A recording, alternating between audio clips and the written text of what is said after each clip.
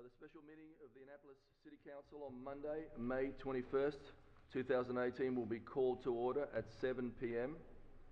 At this time, would everyone willing and able please stand for the invocation given by Alderwoman Tierney, followed by the Pledge of Allegiance. Thank you, Mr. Mayor. I thought it would be appropriate, being graduation week and in respect to tonight's agenda items, that I read from my favorite writer, William Faulkner's 1951 speech to high school graduates in Oxford, Mississippi. It is the duty and responsibility of man to see that justice and truth, empathy and compassion are done. So never be afraid. Never be afraid to raise your voice for honesty and truth and compassion against injustices and greed. If you, not just you in this room tonight, but in all the thousands of other rooms like this one about the world today and tomorrow and next week, will do this, not as a class or classes, but as individuals, men and women, you will change the earth. Thank you. I pledge allegiance to the flag of the United States of America and to the republic for which it stands, one nation, under God, indivisible, with liberty and justice for all. Like that.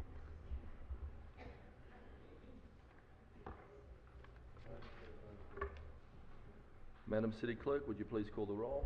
Yes, sir. Mayor Buckley. Here. Alderwoman Tierney. Here. Alderman Payan. Here. Alderwoman Pennell Charles. Alderwoman Finlayson. Present. Alderman Rodriguez. Here. Alderwoman Henson. Here. Alderman Savage. Present. Alderman Arnett. Present. Mr. City Attorney, please present the first item on the agenda. The first item on the agenda is the approval of the agenda.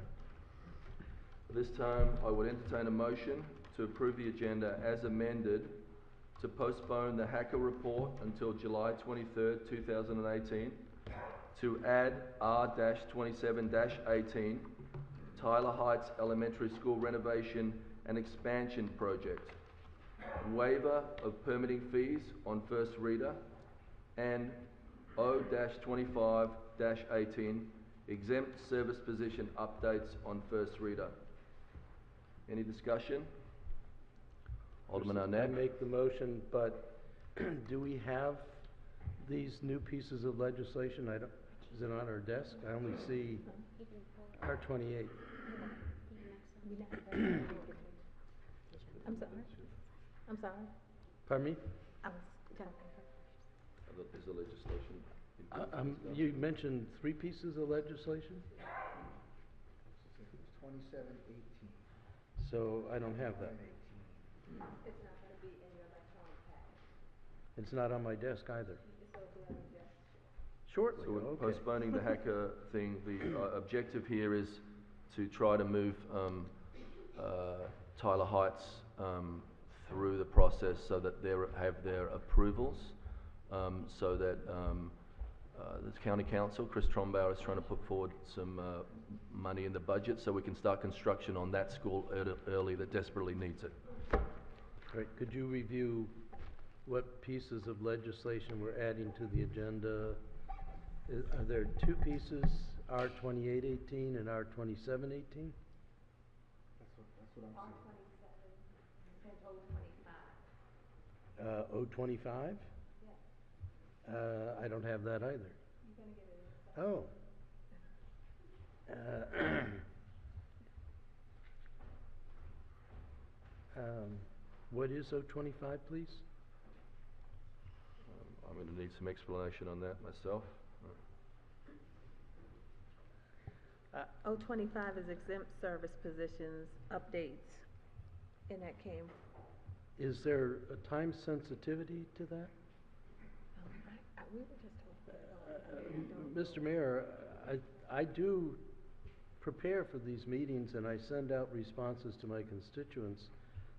I can understand Tyler Heights if there's some urgency, but it would be my preference not to add legislation at the last minute when we've had no time to review it and certainly no time to discuss it with our constituents. So unless there's some urgency, I would move that we only add to the agenda things that are very time sensitive. So, would you like to amend it? Yeah, except I don't really know what I'm amending away. Mr. Mayor, Yes? Mr. Arnett, the ordinance 2518 are the changing the titles and things for the positions in the mayor's office per all of the information that was presented to the finance committee. So we would need to discuss that in order to pass the budget. Yes. In order to pass the budget, yes. All right, thank you. That makes that clear. Thank you. Councilman Savage? I'm not quite so sure on the R2818. I haven't even had a chance to review this R2818. I haven't even had a chance to review it in terms of, I'm on here as a co-sponsor, but I'm not sure Yeah. yet about it. Maybe Teresa could give us some, R2818 is the resolution that Alderman Pendel Charles put forth for the Office of Community Development and Violence Prevention. I don't know how the sponsors were decided. Yeah, it wasn't reviewed No, by I- Rich. That's, Alderman Pendleton. I believe it's not for tonight. Again, we're Mr. pushing it Mayor, off. We're trying to take it off, let's so. introduce it. First of all, I see I'm a sponsor. I have no knowledge of this, so kind of interested how I got to be a sponsor. For clarification purposes, it is on your desk for you to review. It's not up for any type of discussion today. All right. I got a Alderman call Brown? telling her that I was a sponsor also. I've never laid eyes on this thing. Right. So it will not be on the agenda. Thank you. okay. So we've amended, if this is what it's going to be like to get the agenda on tonight, I just can't wait to see how late we're getting.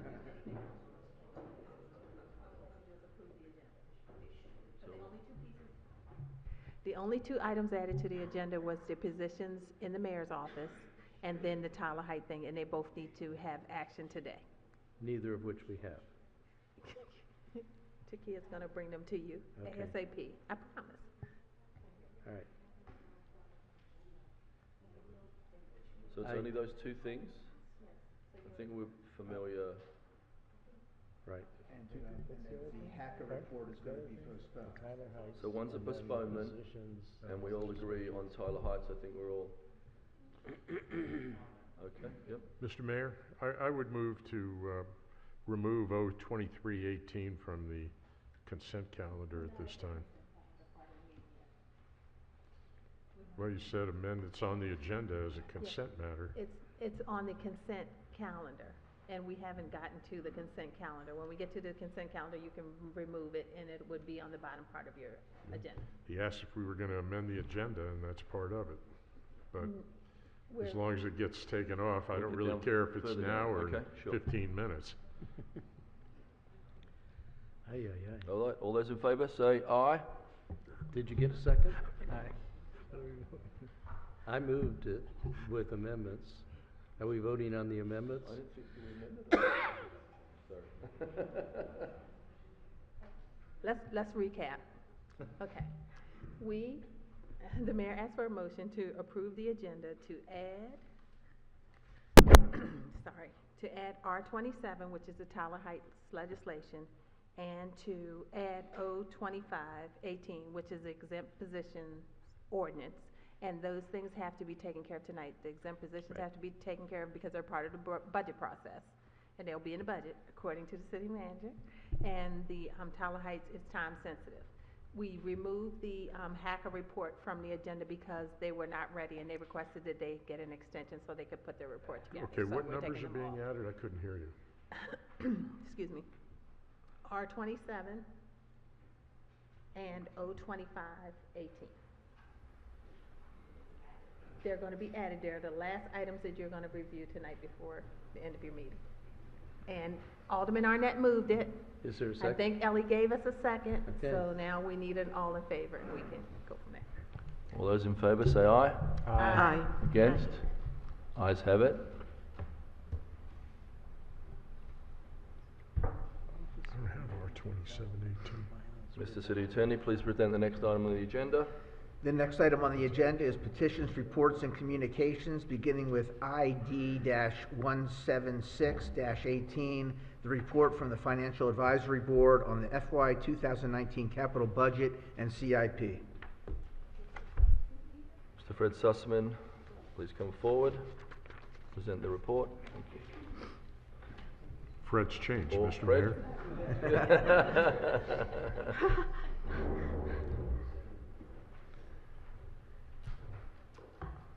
Good evening. Good evening. Is the mic on here? Okay. Good evening. For the record, I am Bob Burden, not Fred Sussman. I am a member of the Financial Advisory Commission. Fred sends his regrets that he could not be here this evening. He had work commitments, and so he asked that I stand in his place and give the commission report to the City Council. And we also have another commission member here, Ross Deerdorf, who is sitting behind me.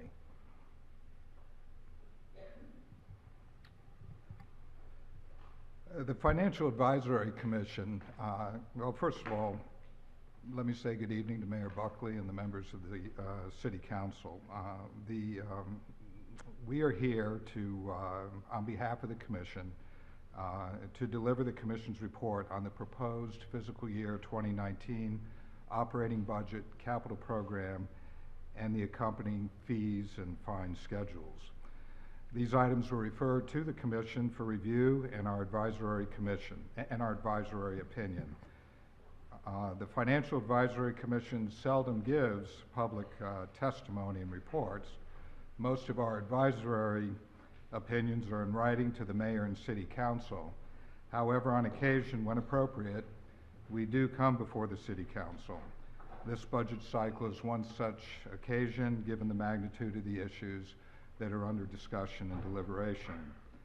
For the benefit of our citizens and the businesses attending tonight's City Council meeting or viewing it from home, I want to begin by giving a brief overview of the Commission's roles and responsibilities. The Financial Advisory Commission's mission is to provide impartial advice and guidance to the Mayor and City Council about the city's financial well-being, financial policies and procedures, and proposed budgets. We also provide input, as requested by the Mayor and City Council, on other matters impactful to the financial health of the city. We approach our responsibility with the perspective that our elected officials have a fiduciary obligation to assure accountability for spending public funds by efficiently and economically appropriating only such funds as are necessary to secure the benefits of home rule. The Commission's meetings are open to the public and the press, and frequently in attendance besides the Commission members are the Finance Director and his or her staff, the City Manager, and the Chair of the City Council's Finance Committee. That said, I want to emphasize that we are an advisory body that issues advisory opinions. The Mayor and City Council may choose to adopt our recommendations in whole or in part, or for that matter, not at all.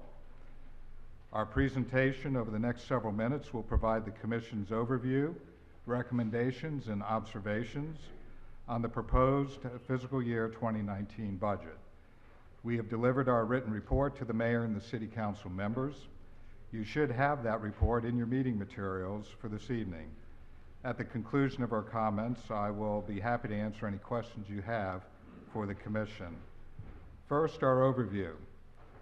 The Commission believes the Mayor's proposed fiscal year 2019 operating budget properly and accurately accounts for the fully amortized annual costs of ongoing programs and activities which have routinely delivered municipal services and promoted the general welfare of the city. We also believe that the Finance Committee's report to the City Council with recommended adjustments to the proposed budget supports the Mayor's fiscally responsible approach. We concur with the Finance Committee that no new bond issuances be sought or pursued in fiscal year 2019, and that the City of Annapolis issue no new debt in the coming year. On to our recommendations. The Commission believes the proposed property tax rate increase in the fiscal year 2019 budget should be viewed as a temporary measure to assure a realistic, workable, and balanced budget. Future city budgets should seek to lessen this tax burden on our citizens and businesses. The previous City Council did not identify improvements in service delivery models or make cuts in service levels to limit growth in spending to growth in revenues. Our qualified support for a property tax rate hike this year is solely because it is unreasonable to expect the incoming administration to achieve in 4 months what the previous City Council did not accomplish in 4 years.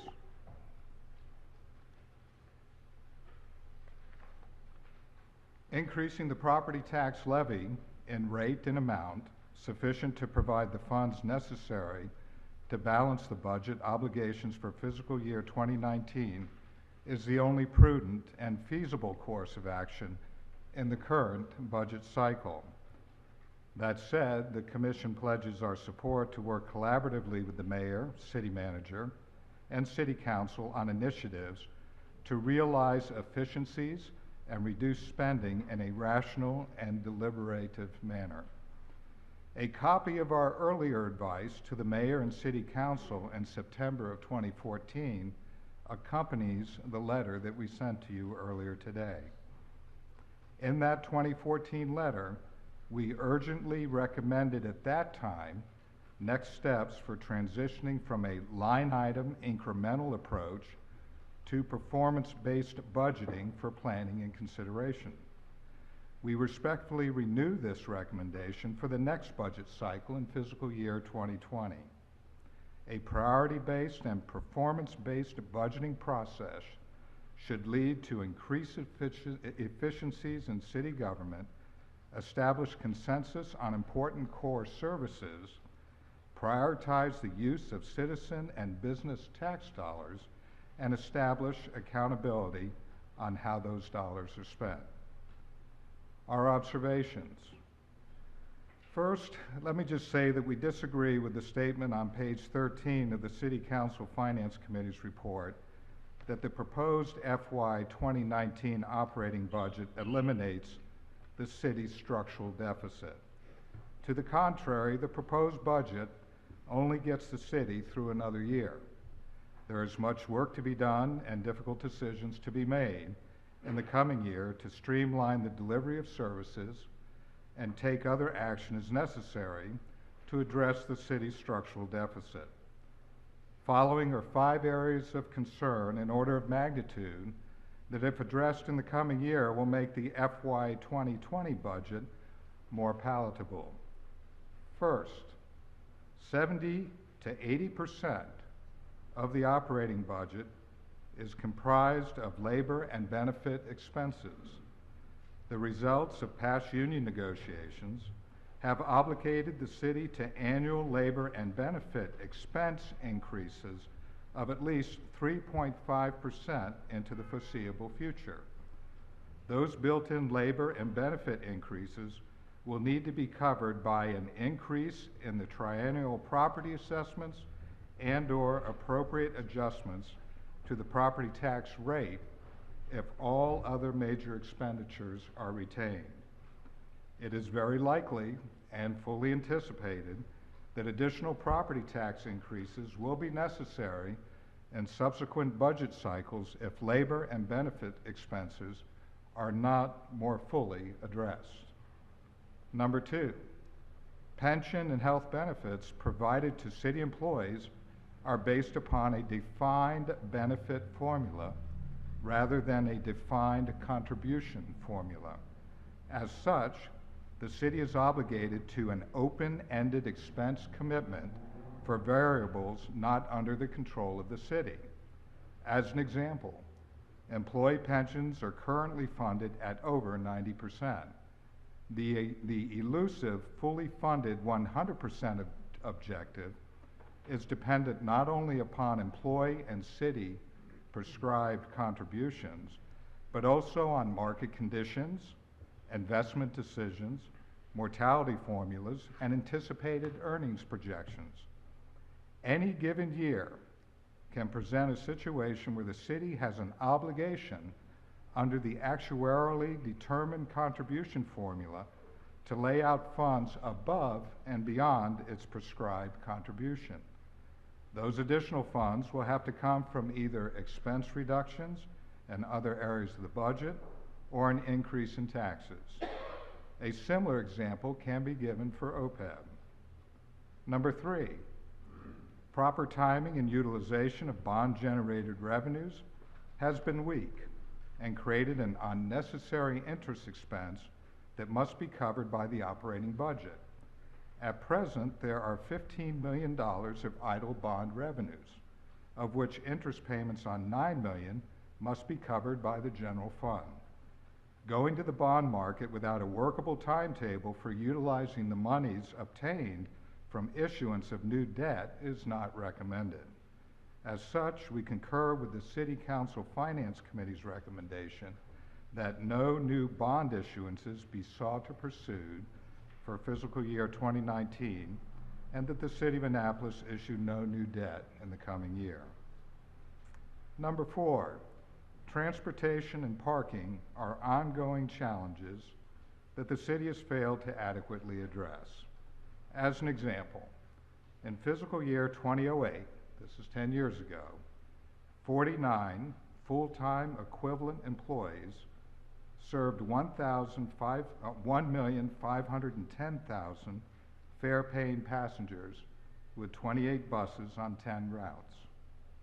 In fiscal year 2017, most recently completed, 45 full-time equivalent employees now serve only 385,000 fare-paying passengers with 22 buses on 10 routes. The 46-year-old Hillman Garage structural integrity has been the subject of reports and studies for at least a decade. Meanwhile, the city continues to pay for regular inspections, and partial closures are routine for emergency maintenance. Number 5, the charter of the City of Annapolis exempts state-owned land from property taxation. The amount that the state gives to Annapolis as payment in lieu of taxes, what we call pilot, to cover fire, police, and other services the city provides, has been fixed at $367,000 for the past 20 years. The city estimates now that the annual cost of city services that directly support state activities exceeds $2 million a year. Requested adjustments to the pilot have gone unanswered.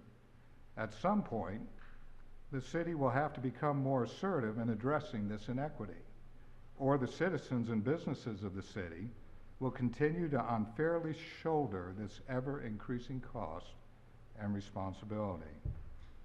In conclusion, the citizens and businesses of the city and their elected officials must come to a consensus on how tax dollars should be allocated and used for the desired quality of living we seek and the overall financial health and welfare of the city of Annapolis.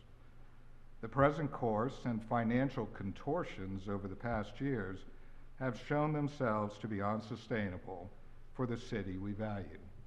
Difficult choices must be made. In closing, the Commission would also like to acknowledge our tremendous appreciation and gratitude for the support of former Finance Director Bruce Miller, Assistant and now Acting Finance Director Melissa Lehman, and Finance Operations Manager Nikki Feltzer. Over the past 9 years, these individuals have worked with the Commission as the city sought to understand and meet the difficult financial challenges during the Cohen administration and going forward. During such times, a calm and pragmatic approach is essential to successfully confronting the financial uncertainties the city faced. Former Finance Director Bruce Miller and his team provided that steady hand and calm reassurances which aided in bringing the city back from the brink of financial insolvency several years ago. That concludes our report. Thank you, and we are happy to answer any questions that you may have. Alderman Arnett? We do need to see it. We haven't gotten it. It's in the packet? When did that go in? God, we can't keep getting these things in the last minute. We've sent that along in addition to the 2014 letter of recommendations that we made Thank you. on the approach to the budget. My Granicus says no attachment, so I don't know when we got it, but I would like to see it. So I'd appreciate if we can get it. Not to capital B, but to ID. The back one. I missed it too. I don't see it. Quick guide.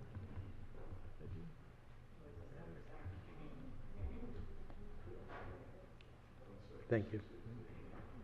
Any? Alderwoman Finlayson? Yes, thank you, Mr. Mayor. Mr. Burden, thank you for presenting the report from the FAC, and thank you for supporting the recommendations from the Finance Committee. Of course, I have a question about our employees and your recommendation. I always say that we are a service-based organization, and so we have to work very hard to make sure we get good employees and keep good employees so that we provide good services. So in your discussion of your recommendations, was there any discussion about how to better recruit and retain? You know, we're losing police officers.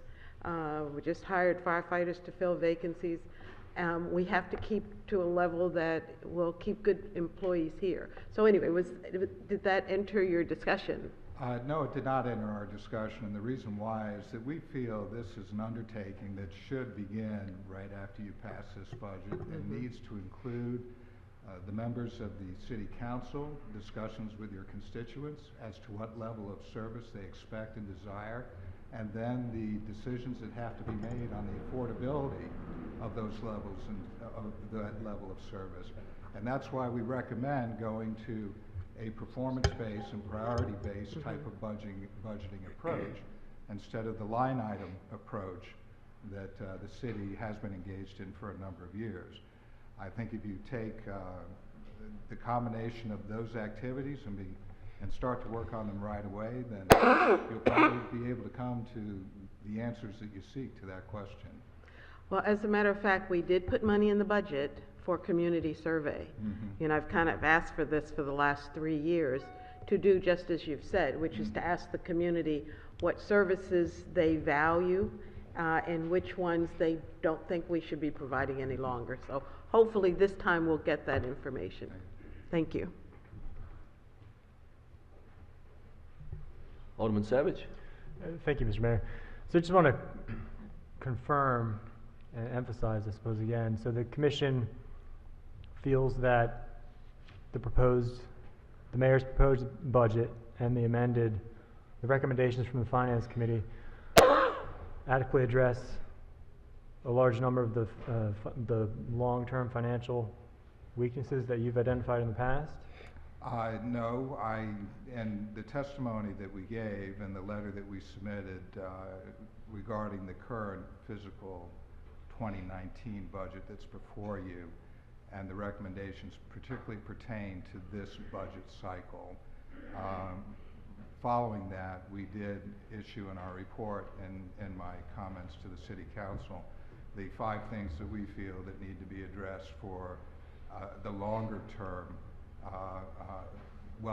financial welfare of the city as it pertains to eliminating the structural deficit, which has been something that has been of great concern for a number of years, and something that we, the Commission, would encourage the City Council and the Mayor to collaboratively work together with your constituents and with us at the Commission to find a way that we can address this pressing issue so that subsequent budget cycles will not be faced with some of the difficult decisions you've had to make in this particular budget that's before you now. Well, thank you for giving the presentation. I look forward to reviewing all of it. Thank you. Alderman Payon. Thank you, Mr. Mayor. And thank you, Mr. Burton, for being here this evening. I appreciate you taking the time, especially given the fact that you're a short timer right now. And congratulations on a great career with the Chamber of Commerce. Thank you. You mentioned that we presently have a defined benefit system here in the city for our retirement program, and as opposed to a defined contribution system. Is the FAC recommending that we switch over, perhaps for new employees? I think we'd have a hard time legally switching over for those presently in the system, but maybe you could talk about what a defined contribution system is as opposed to the one that we have right now. Well, let me first say that we are raising the issue that this needs to be looked at. Do we have a definitive position as to whether you should stay under the current system or go to a defined contribution system? No, we do not have that recommendation. Okay. Again, we feel that after you adopt this current budget, that a key priority of the City Council and the Finance Committee and working with the FAC and your constituents, the FAC being the Financial Advisory Commission, begin to tackle these issues and arrive at some of these answers, because we feel as a Financial Advisory Commission that the answers to these 5 issues that we raised, these 5 problems, are going to hopefully provide the solution to drastically reducing, if not eliminating, the structural deficit you're dealing with. So. We'll talk about a defined contribution system versus what we have now, if you will. Well, most of the private sector is under defined contribution. Perhaps the best example are 401ks that exist in the private marketplace. The employer and the employee each contribute into the 401k of the employee. The employee does manage the investment decisions of their 401k. In some cases, the employer will adopt a safe harbor feature, which is an automatic percentage of an individual's salary that goes into the 401k without any contribution from the employee, and then they may include a matching contribution provision, 50% on the dollar, 50 cents on the dollar, whatever the case may be. But in the end, it's a defined contribution that the employer and the employee make, and the outcome or the benefits that are derived are based upon the decisions that the employee makes, in this case, with their 401k investments. But the idea, at least from the employee's standpoint, employer's standpoint, would be that it saves money.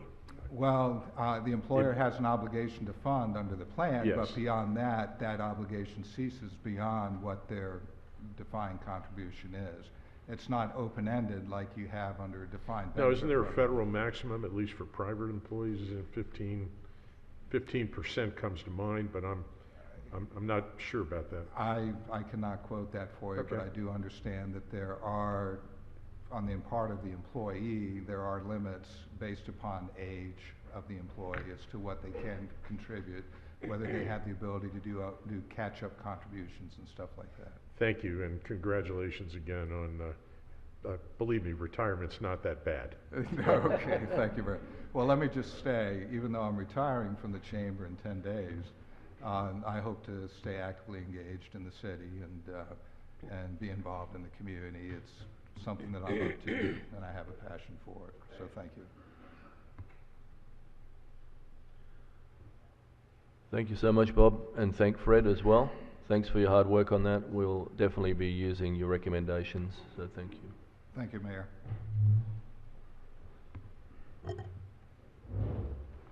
Mr. City Attorney, please present the next item on the agenda.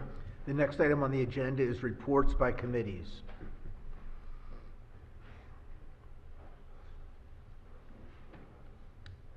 Alderwoman Pendel Charles. Yes, Public Safety Committee, we gave our report last Monday, but just to say, our next meeting is Monday, June 4th at 6 p.m. here in City Council chambers. Thank you.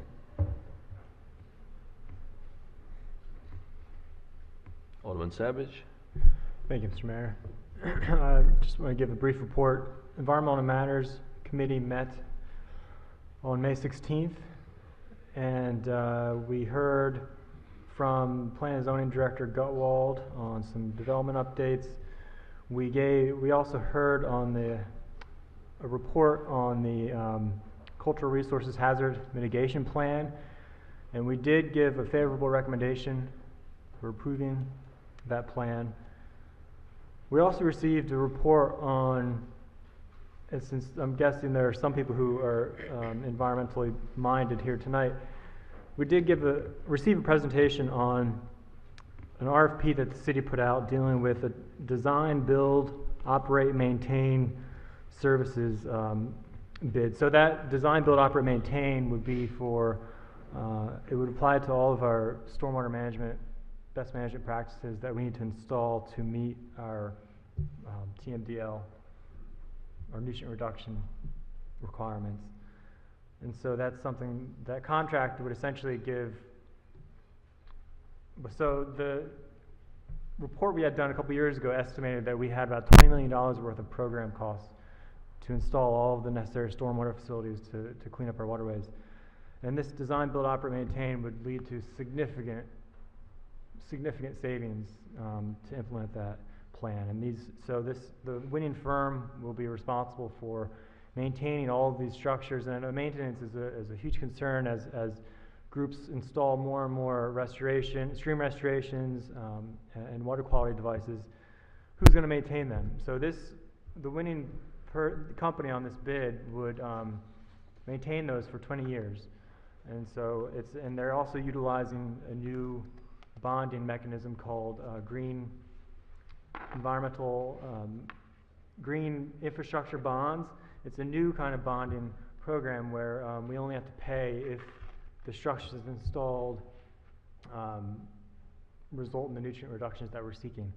So anyway, there's some good movement in that regard for the city, and maybe we can get another presentation as it gets further along in the process. So that's it. Our next meeting is going to be June 20th. At 3 p.m. and I hope we may receive a presentation from one of the transition team reports from Dan Neese, who's going to present on some of the resiliency recommendations that he had in that report. Thank you. Alderman Payon. Thank you, Mr. Mayor. The Audit Committee is in the process still of being organized. However, I think we've made great progress. I do have the 3 civilians that I'm required to have under the statute. I do not have someone from the Financial Advisory Commission, but I'm questioning the wisdom of having to do that because these folks put in an awful lot of time in the city's behalf already, and the Audit Committee, while it may not involve as much time-wise as the Financial Advisory Committee, it may or may not, but it could involve a substantial amount of time, and I don't know if it's really fair to ask someone to do both of these things, but we can discuss that another time. I do have resumes from the 3. I will be passing them out today, and hopefully we can take some action at our first meeting in June. I think I'm required to get council approval for these 3 individuals, and they're all thoroughly qualified. I'm delighted with the quality of the folks that have come together, and we're raring to get started. Thank you.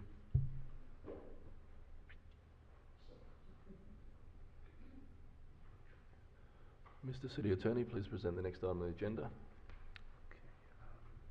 The next item on the agenda is comments by the general public.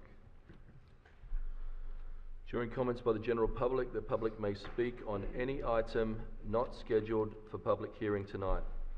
Legislation scheduled for public hearing, O-16-18, Annual Operating Budget, Fiscal Year 2019. O-17-18, Capital Budget Fiscal Year 2019. R-13-18, Capital Improvement Program Fiscal Years 2019 to 2024. R-14-18, Position Classification and Pay Plan. R-15-18, FY 2019 Fee Schedule, effective July 1, 2018.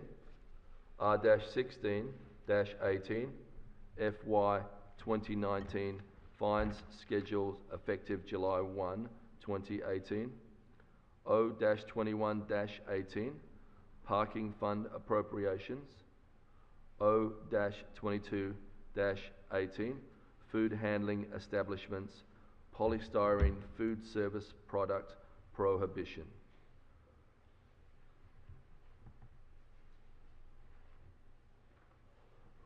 Okay, our first speaker is Robert Clark. Please come forward.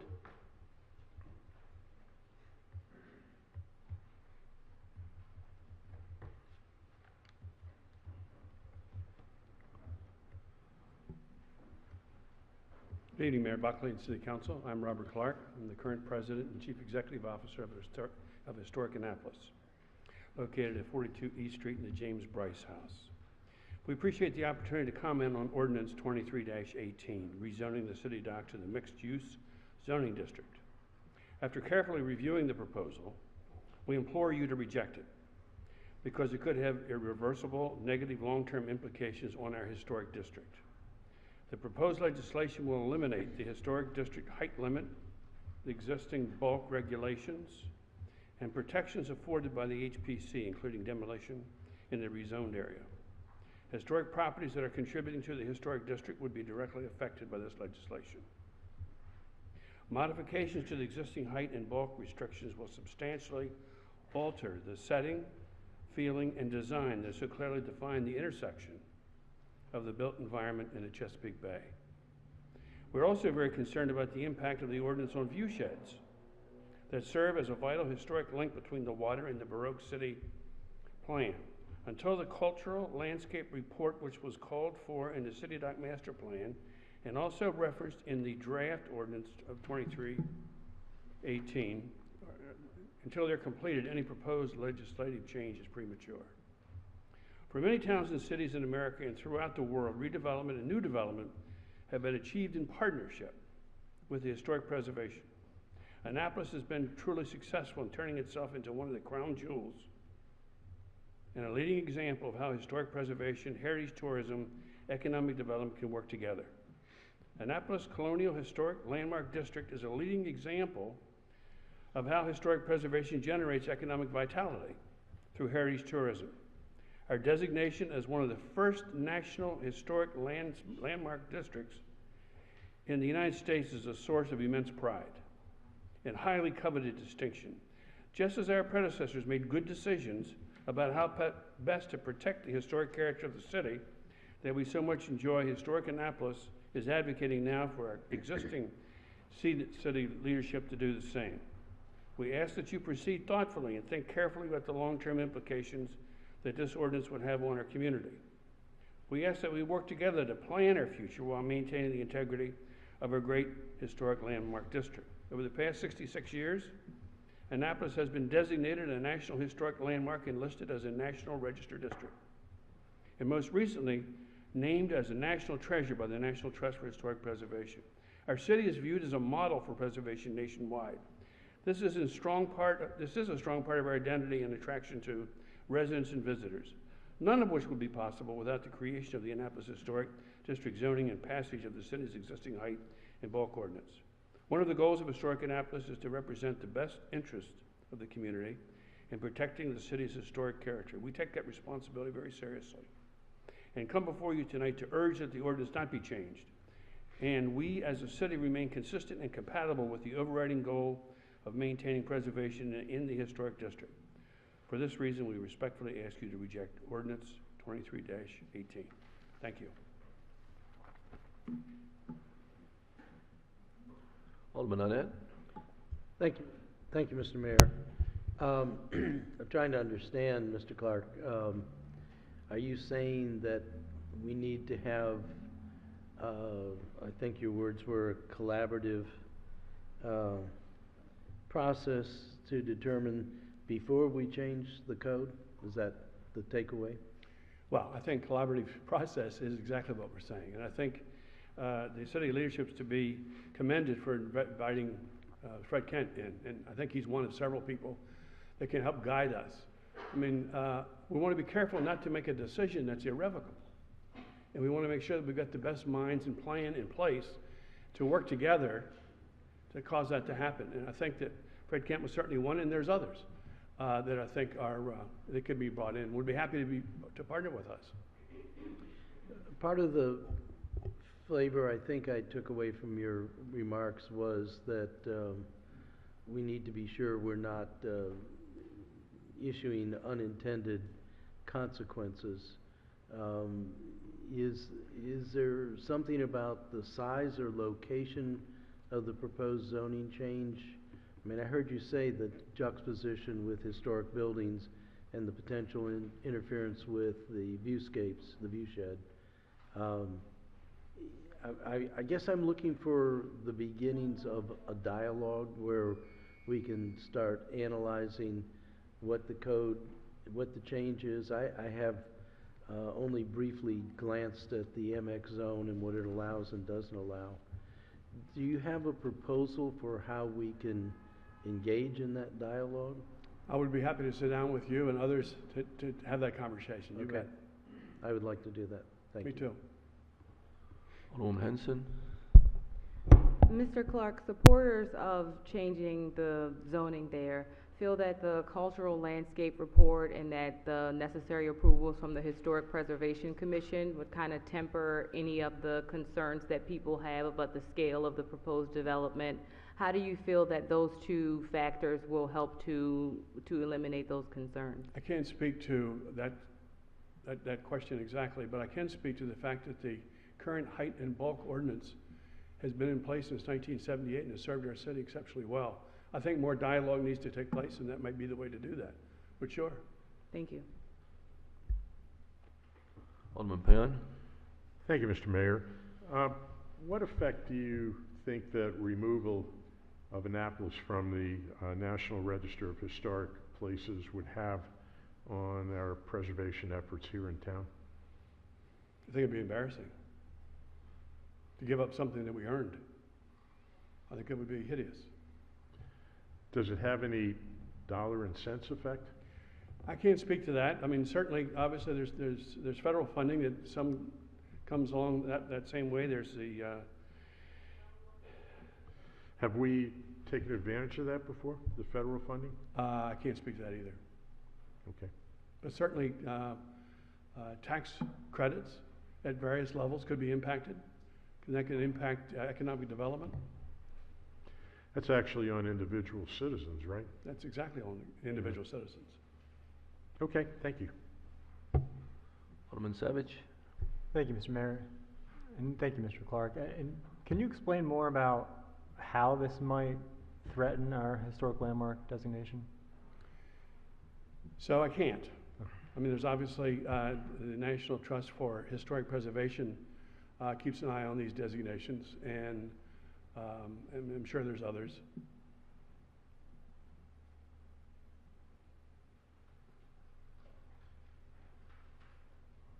Thank you, Robert. Thank you. Thank you. Next speaker up is Grant DeHart.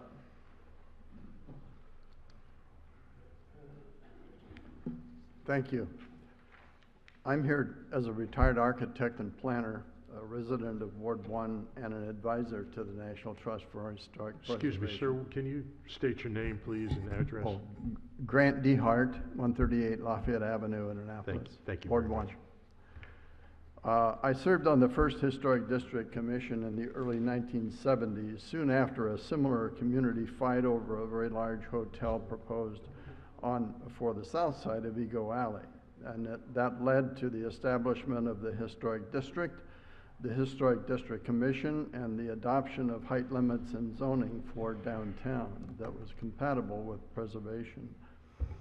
I strongly urge you to reject this proposal to change the zoning for City Dock to MX mixed use for the sole purpose of allowing a huge building that will destroy the historic character of our beautiful city.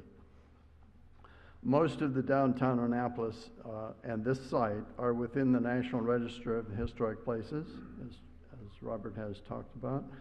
It is in the it has been mentioned as a colonial Annapolis National Historic Landmark District, the highest honor of the National Park Service, and the National Trust for Historic Preservation a couple of years ago designated Annapolis as one of its national treasures. All of these honors are very significant for our heritage tourism and will be threatened if this proposed structure is allowed. For the past 50+ years, since the last hotel fight on Nego Alley, the city, especially the Planning and Historic Preservation commissions, have established good zoning controls, height limits, and procedures for the review of new development using historic district, its own historic district design manual, which is one of the best available in the country.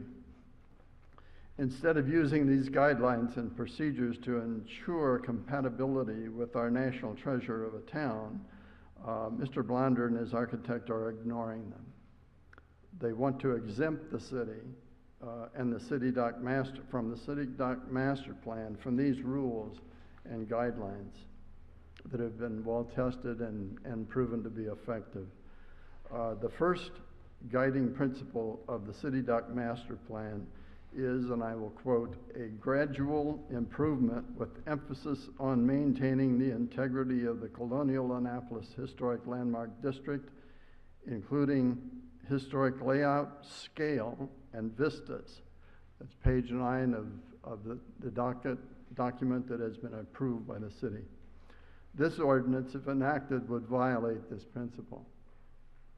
You should reject the proposal for the ordinance and send Mr. Blonder and his architectural team back through the HPC, the Historic Preservation Commission, and the Planning Commission for review under the existing zoning and guidelines for the historic district.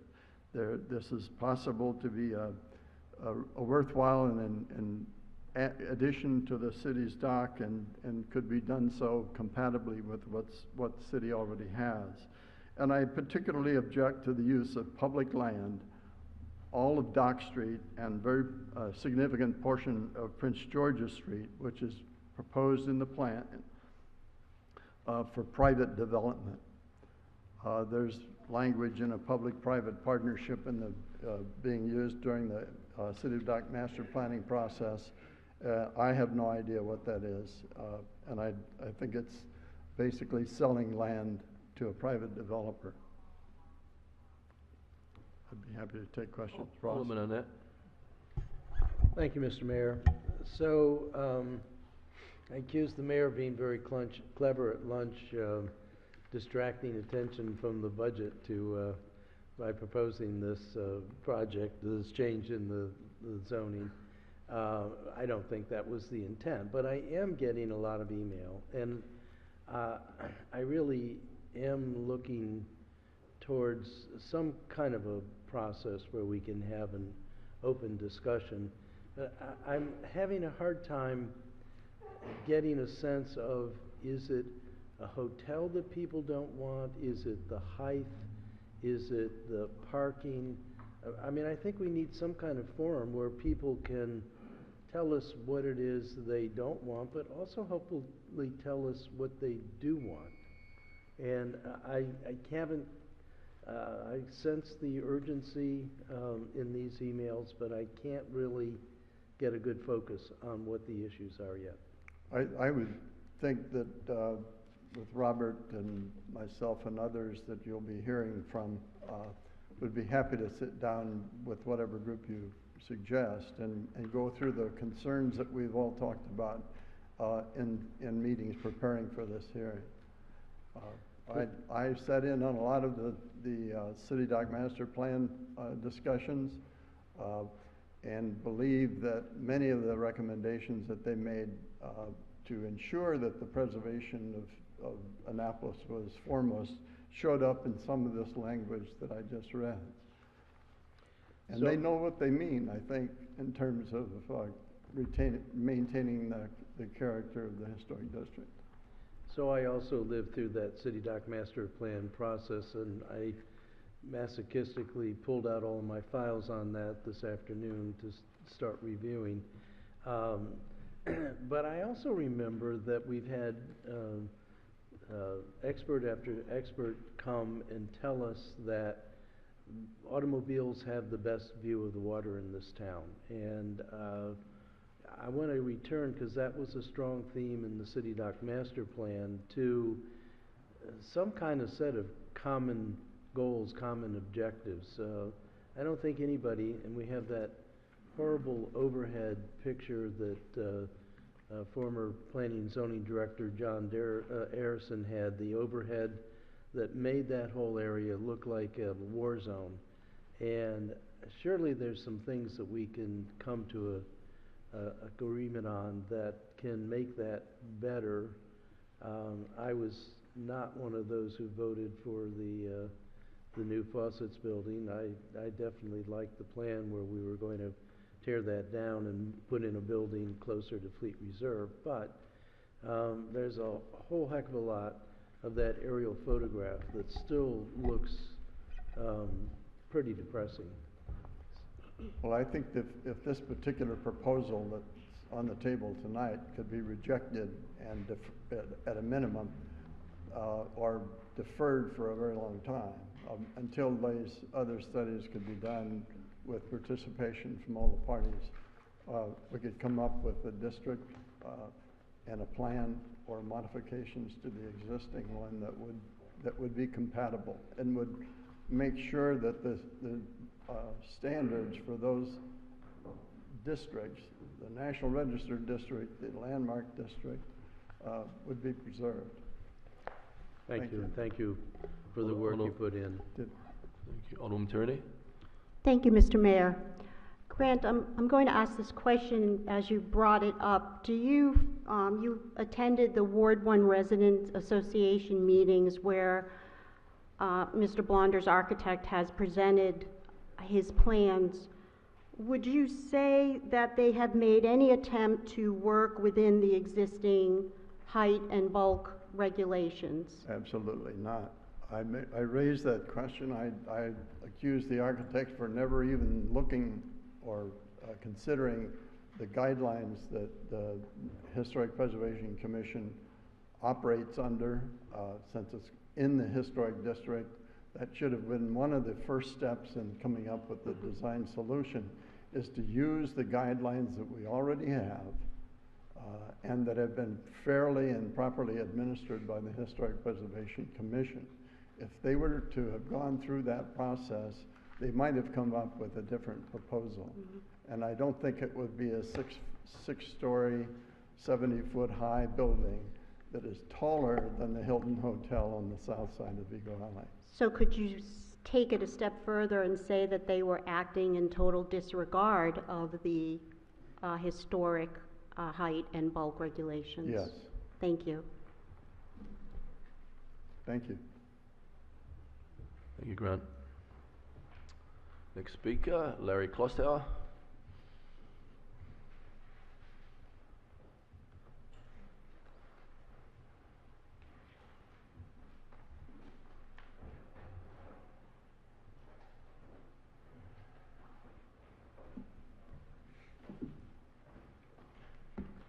Good evening. My name is Larry Clausen. I live at 160 Prince George Street here in Annapolis. I thank you for the opportunity to appear tonight. I sent my comments by way of email to each of you, and I'm also passing out a hard copy for your reference. My testimony this evening regards the proposed legislation, the proposed ordinance 2318, and I most strenuously urge you to reject this proposed ordinance. The colonial Annapolis Historic District is formally recognized for its historical significance. We are listed on the National Register for Historic Places at the federal level and the Maryland Inventory of Historic Properties at the state level. More importantly, we're designated as a National Historic Landmark, which is the highest level of designation. Annapolis is considered one of the most intact historic districts in the country and has the largest concentration of 18th century masonry buildings nationwide. In short, we're very special.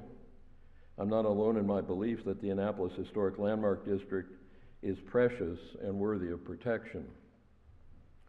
So what's at stake here? The Secretary of the Interior, through the National Park Service and other parties, make these designations, but they can also take these designations away. Similar communities, such as Savannah and Charleston, if you can imagine, are on the National Trust and the National Park Service's watch list due to spot zoning and tourism issues. We want to protect Annapolis and ensure that we are not the next community to be put on the watch list. If our district is delisted, one of you asked about the consequences of that. The effect would be disastrous, cumulative, and long-term. It would also be irreversible. The first principle of historic preservation is whatever you do must be reversible. If a property is not on or is no longer eligible for the National Register, that property owner loses the ability to secure federal and state historic tax credits. The Historic Tax Credit Program and its terrific economic incentive for commercial and residential property owners to stretch the dollars they invest in their homes. Further, the National Historic Preservation Act requires federal agencies to take into account the effects of their actions on historic properties. If our district is no longer historic, we lose that federal protection as well. Perhaps the greatest impact that we face as a community if we chip away at our historic district is the loss of revenue gained through heritage tourism dollars. Heritage tourism is a powerful economic development tool. Attracting visitors to a heritage community is a great source of revenue and creates jobs. Our historic district is the backbone of the downtown experience. Should we lose the heritage tourist, along with financial incentives to preserve our buildings and federal protections, we lose our collective understanding of the sense of place that is so uniquely Annapolis. I urge you in the most strongest terms to vote against Ordinance 2318. Any questions? Alderman Arnett. Thank you. Larry, I really am trying to analyze this. Some of the things that I'm trying to pull together is all the work we did on the Weather Together and recognizing that that area is going to be underwater a good portion of the time. I'm also looking at the buildings themselves, with the exception of the Captain Burtis House and maybe the creperie. These are not noteworthy structures, and I don't think they're anything that we pictured when we were having the Corps of Engineers look at all of our historic buildings downtown. So I'm wondering if there isn't some give and take in this process. If there isn't a better purpose than the buildings there. I go in that building a lot because it's the temporary headquarters of the yacht club, and it's not a fine specimen. I think we could do better. It is largely blocking the unhappy view of the Halsey Auditorium, in my view. So I'm really trying to find where the historic buildings are that would be coming down and where the view shed is that would be going away, And I'm not at all convinced about the hotel or the height of the hotel or anything like that, but certainly we can do better than the buildings that are there now. The view shed, the viewscapes and so forth, you have to consider how it appears from the water as well as how it appears on land. Not every building. Every Wednesday night I see that view. Not every building is precious. Not every building is historic or of equal significance. But I don't agree with you that in general they're not significant down there in that area. What needs to be preserved is the small seaport town that Annapolis has always been. Forgive me for my voice. So the tree pollen. The scale that's called for, the scale of height and bulk, and other factors that are proposed in this ordinance are extraordinary and would dwarf whatever else is going on around it. It would totally transform the landscape downtown. We were already warned back in the 80s about I guess it was originally a Hilton hotel, the Marriott that is there now, and this proposed the parameters of this proposed ordinance would dwarf that hotel itself. So I think it would totally change the character of an historic small seaport town in a drastic and irreversible way. Okay. Thank you. May I make a comment? Turner? Yeah. This might be out of order. It's a clarification to my colleague, Alderman Arnett. Your questions that you're asking are very subjective, and that is the main reason why we need the cultural landscape report. That will be the guiding document to put value on property that we demolish, property that we intend to develop, viewshed analysis, etc. So the conversation isn't really do we like or not like a boutique hotel, it's whether or not it's recommended by the cultural landscape report, which you will have the opportunity to review and approve and use as a guiding document. I've been awaiting that opportunity for about 4 years now, and I still look forward to seeing it. Well, you did put money in the fiscal year 2019 budget to have it completed, and as I understand, that money is already partially spent, so it will be done this year. I think we lost Lisa Craig, and that didn't help matters. Right. Thank you. I'm trying to get a sense of what the objections are. Is it a hotel per se? Is it the height of the hotel? Is it the bulk of the hotel? Is it the traffic? Because some of these things can be mitigated. Reasonable people can come to a resolution. I think there does need to be a process for doing it. There's a process for introducing legislation too. That doesn't mean that it is automatically voted in place. And I think there'll be some lively discussion. Where does this go? Does it go to rules? Rules and city government, I think. So we'll have a jolly time discussing that. So, yes, I think this is the first formal occasion we've had to hear before the council from people who are concerned about this, and I think it's the beginning of a dialogue, not the end of a dialogue. And I'm still not fully clear in my mind how we make that an open and inclusive dialogue, but I think we have to work on that as well. Okay. Thank you, Larry. Thank you very much. Next speaker up, Bill Kardash.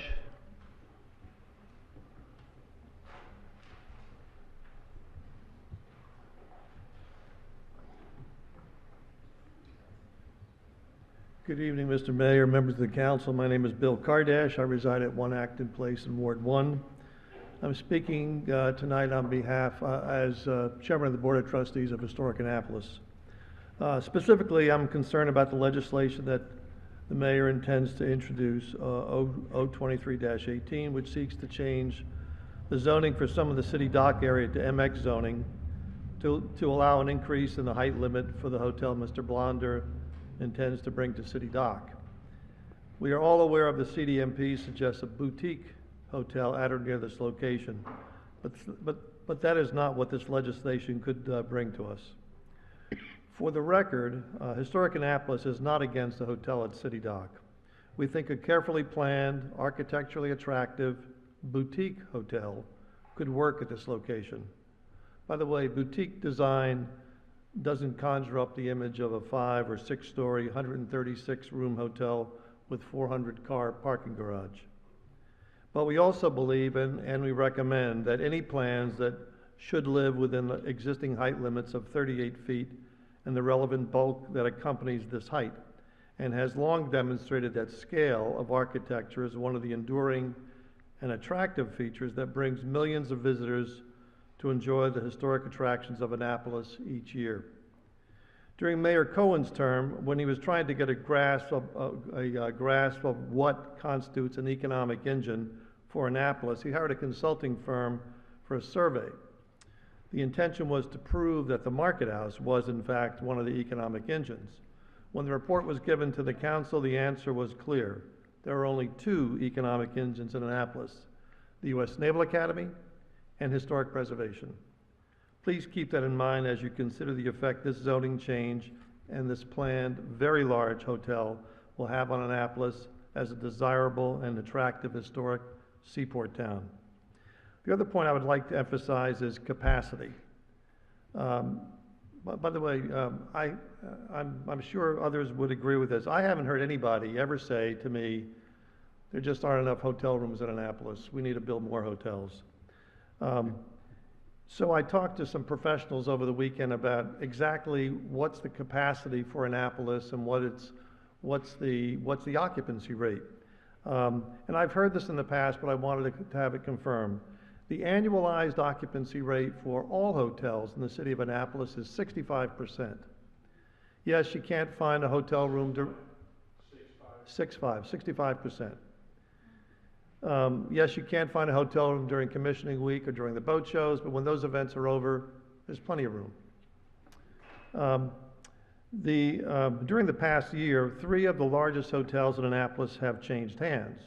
The Annapolis Waterfront Hotel, formerly the Marriott, the O'Callahan Hotel, now the Hilton Garden, and the Westin. If the hotel business is so great, why are they selling? The other thing that you may find interesting is that while hotel occupancy rates are at 65%, Annapolis is one of the hottest markets nationally for Airbnb. That's pretty strong competition for hotels and bed and breakfasts. I'm sure Alderman Tierney can attest to that. Please tread lightly where you are headed. You are aiming at the very heart and soul of Annapolis. Be cognizant and respectful of who and what has gone before you. Annapolis has been a chartered city for over 300 years. I've lived here for less than 10% of that time, some of you for even less than that. I'm in awe of the history that surrounds us. We should all recognize the stewardship that accompanies our roles, especially for those of you in public office. I'm opposed to Ordinance 2318, and I hope you will not move it along in its present form. Thank you.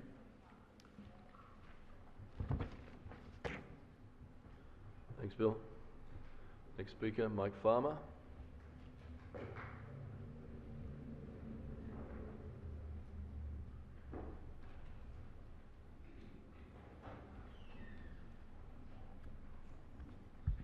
Good evening. Mr. Mayor, Alderman, I'm Mike Farmer. I reside at 142 Prince George Street. I have a close association with Annapolis that goes back to the summer of 1960 when I entered the United States Naval Academy. I was married here to an Annapolis girl and returned here often. This is home for me now. We moved to Annapolis in 2001 and renovated a 1700s-era home. I've served multiple times on the board of Ward 1 Residents Association, chaired the Historic Downtown Residents Association, and I'm currently the president of the Ward 1 Residents Association. I tell you all of this by reinforcing in your minds my deep appreciation and commitment to Annapolis and its historic character. We all of us here are in one way or another stewards of this historic gem and the honor bestowed on Annapolis by designation as the Colonial Annapolis National Historic Landmark. And off script for a moment, I couldn't agree more with almost everything everybody has said to date. You know, this is a strong message.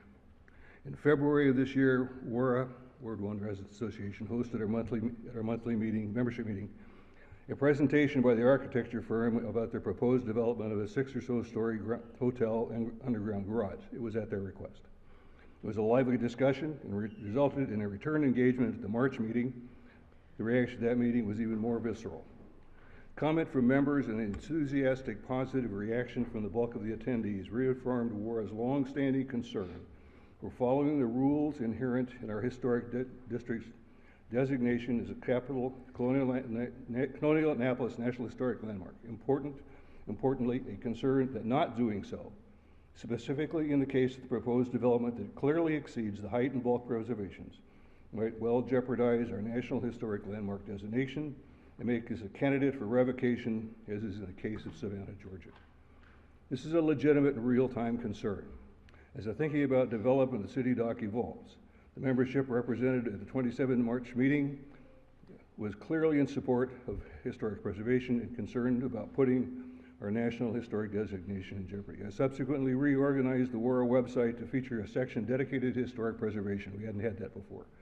My statement is posted on the website, or will be tonight, as are other links and references to historic preservation, including the opinion piece from Historic Annapolis. It was mentioned earlier by Mr. Alderman Arnett, are there places where you'd find what are the advantages? There are. We've downloaded those from the website. You should find them there. If you find anything else that you'd like to have, delighted to put it up there for you. As we dive deeper, so the appearance of the current ordinance, it clearly flies directly in the face of historic preservation. A cursory reading of the document clearly reveals an affront to the rule and process of historic preservation in Annapolis. As we dive deeper into the details of the document, it just got worse. Let me share some specifics. This purports to be an MX mixed-use district. It, however, eliminates the application of historic district height limits, Code 2156-180, and the application of MX bulk regulations, Code 2150-260. The new city dock master plan limits applicable regulations only 2122 site design planning review and 2124 plan development. What's missing? Note that neither environmental or historic are on the list. It exempts CDMP areas from the historic district heights limits, 2156-170, and other parts of the code relating to rooftop dining, noise, etc., are embedded in the code, a separate matter.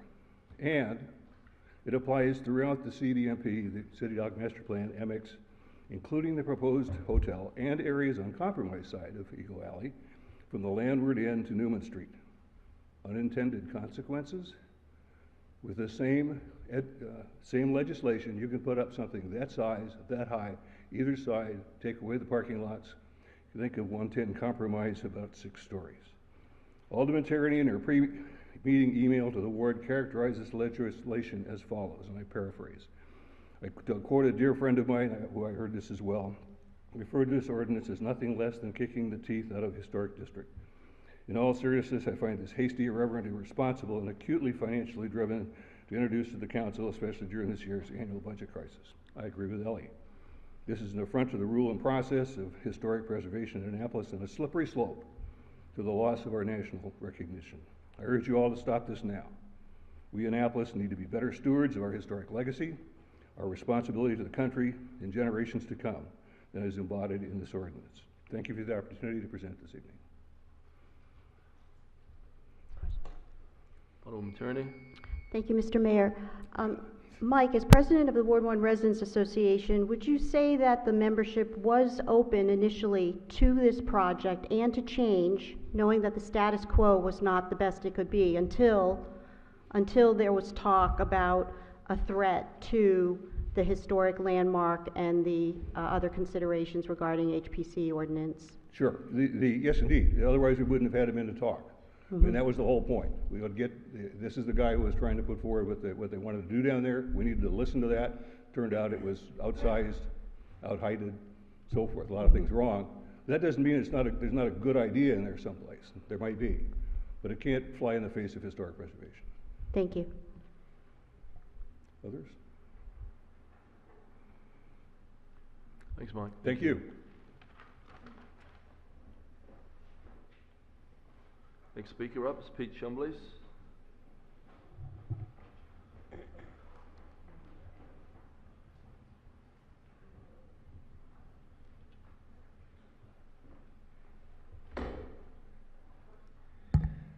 Good evening, and thank you for having this hearing. It is reminiscent of an effort called Save Annapolis. Now remember, we should have bought sleeping bags for some of the hearings. My name is Pete Chambliss, and I live at 121 Prince George Street. As previous speakers have expressed, I have concerns regarding the massive impact that Ordinance 2318 is going to have. This is going to alter substantially the character of Annapolis. My focus tonight is on the impact of private property, beginning with Prince George Street and as well as Dock Street. What might the impact be when significantly increased traffic getting to the proposed underground garage and/or Hotel B? Traffic is challenging enough, especially when you throw in pedestrians crossing the street in every direction.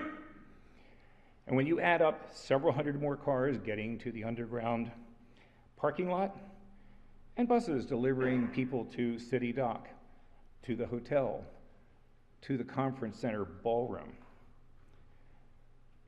they have to turn into narrow Craig Street and lower Prince George Street, an unpleasant point to ponder. The term gridlock comes to mind. I would invite you to go down and visit downtown Annapolis City Dock on a busy weekend. Maybe ask the traffic engineer how far the traffic backed up over the Eastport Bridge or up Green Street. A proposed hotel of this magnitude will generate large truck traffic that will add to the challenge. Come on down to City Dock almost any morning. You will see the beer trucks lining up, restocking the bars and restaurants. Add to that food trucks for 2 restaurants and a conference center ballroom, linen trucks, supply trucks, turning left on Prince George Street, only to back down to make its hotel delivery to a loading dock, probably not too far from the 1 or 2 entrances to the proposed underground parking lot. We saw that happen about a week and a half ago.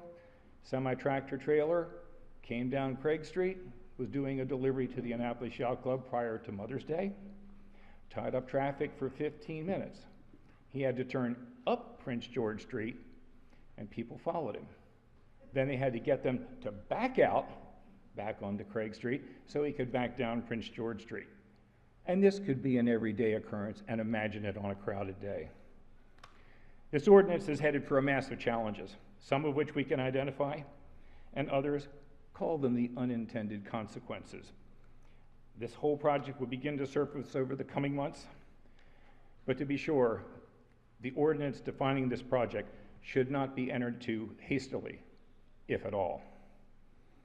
On a positive note, Alderman, what would I like to see? I'm all in favor of taking the parking spaces off of City Dock. That's not a problem. It gives more open space, to which our mayor has said we need more open space on a place where people can see the water and really enjoy one of the greatest assets that Annapolis has to offer, access to the Chesapeake Bay. As far as development is concerned, let Mr. Blonder develop his property within the meets, bounds, height, bulk on the property for which he owns. Obviously, you can tell I have a serious objection to giving or selling public land to a private developer unless the city has a tremendous financial benefit to be gained from it. So I again ask you, take the time on a busy weekend, even walk around maybe during the Blue Angels, see how traffic backs up. And I really want to say a thank you to our Ward 1 Alderwoman, Ellie Tierney. You're a great girl. You're doing a great job, and we're behind you. Thank you very much.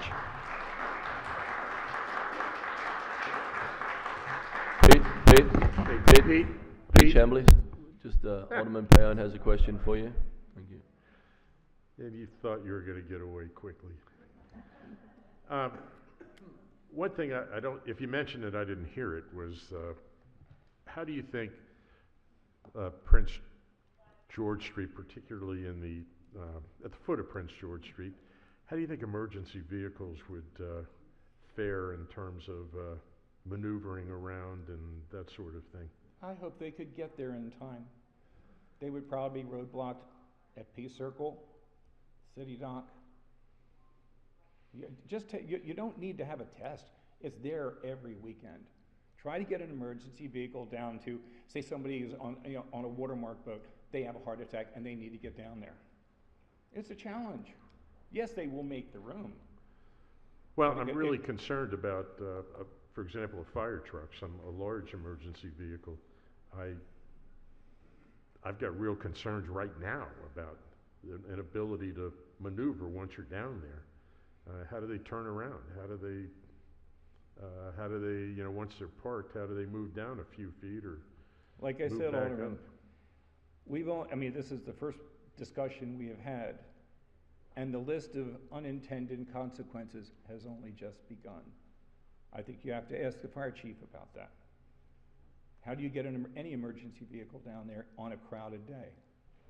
And what would be the fire equipment requirements to get something down to City Dock? Right now it's easy because they go down the parking lot, they swing around. Imagine a 5-story Annapolis Yacht Club. They could get their hook and ladder down there. But if you knock off, say, 3 rows or 4 rows of parking at City Dock, they don't have that route. So I hope we have a strong fireboat. well, maybe we could sort of take Fred Kent's process and we could, get a bunch of little bikes and carry buckets to the fire. Alderwoman Tierney? Thank you, Mr. Mayor. Thank you, Pete, for your comments. What is the address of your property? Which one? Well, on Dock Street or Prince George. 126 Prince George Street, 123 Prince George Street, 121, 119 Prince George Street, including the garden, 97 Prince George Street with Sophie's Crepes. Well, my point exactly. Are you aware of the extent of the boundary of this proposed rezoning actually includes Sophie's Crepes? It goes past Craig Street into the Goosey's Mall. Are you aware of the property that's affected by this rezoning? It's a lot more than just, I think you are, I just wanted to make sure. Yes, the tenant of Sophie's Crepes advised me that he was approached by a real estate agent wanting to buy the property. Yeah. Additionally, we've had an offer from a real estate agent to purchase 119, which is adjacent to the Goosey property, which includes the garden and 1 building. Yeah, let me just reiterate for clarity that the scope of this rezoning crosses Craig Street and includes what is going to be the cannery, Sophie's Crepes, and encapsulates the Alex Haley Memorial, and I guess as, for what it's worth, 110 Compromise Street, even though they didn't ask for it. Thank you for letting me clarify that. Well, I think they were included just to make it a zone. But I think two issues that I have concerning that is, first off, right now it is zoned critical areas. How is that going to be dealt with? Additionally, if it's mixed zoning from, let's say, Prince George Street all the way over to City Dock, what is not to prevent building another tower over, on Susan Campbell Park? You could actually take it right up to the waterfront. That's why I have a problem with the lines of the mixed-use zoning. Right now, it deals basically with 2 very specific properties. Yeah, thank you. Alderman Arnett? Thank you, Mr. Mayor. So you've mentioned for the second time, another speaker also mentioned the sale of city property, and that is something that I am very concerned about. It doesn't seem to me that we really get very fair value in these kinds of exchanges. But the other thing that you offered is that you have no problem taking all the parking off of City Dock, and nor do I. But I guess I would ask you, how do we support any improvements in the amenities down there? I mean, we don't have to build a hotel to take the cars off the City Dock, but we do have to find money if we're going to put in fountains, any other kinds of embellishments to make that more like a park, a seaside park. So, and you don't have to answer this now, it's just you've prompted some questions in my mind, and again, I think another reason why we need to come up with a format for how we sit down and discuss these things. But I certainly would welcome any ideas on what we would do, how would the businesses down there, I have a certain business owner in the back of my mind, if there were no parking near the ice cream store, how will they react to that kind of thing? I'll let them fire those bullets, sir. Yeah, all right, thank you. All right, But also, as far as what could be done down there, condominiums. Yeah. You would have permanent residents, properly designed, you could put parking underneath the building, probably stay pretty close within the height and bulk. So there is a positive use if it's believed that, you know, a restaurant can't make it there. And it can be done with within the existing property lines.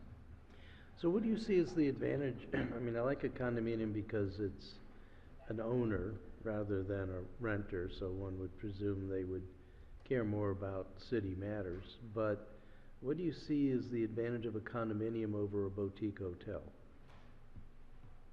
What's your definition of a boutique hotel? 3 or 4 stories. How many rooms? 95, like take 40 and we can work on it. Pardon me? Take 40, no restaurant, or a restaurant for a small hotel, right. No conference room. I could, you know, a small boutique hotel by definition, standing within the property lines and the height and bulk. Sort of like a large inn instead of a... Well, Gibson's Lodging might have a problem with that, but you know, True. The city going into a property owner going into competition, that's the nature of business. So, and you bring up another issue here, and as I said earlier, we've long heard that we can do something better with that area down there. The hard part is getting the something better that we don't have several people whose oxes are gored and we can't get to that magic 5 number on this council. So I think we do have a lot of thinking left to do about what's going to go on there. We're relatively young in this process and in this administration, and I think we need to figure out a process where we can get some of these ideas. A condominium is actually an interesting thought, so I thank you for that. And that's why it's going to be a long process. Save Annapolis awaits. Well, Thank you. How many years do we take for City Dock? 3 years? And I, of course, am Well, not I happy think with the way Save that Annapolis turned out. accomplished its goal in a far shorter time. Right, right. Thank you. Thank you. Thanks, Pete. Next speaker, John Jacobson.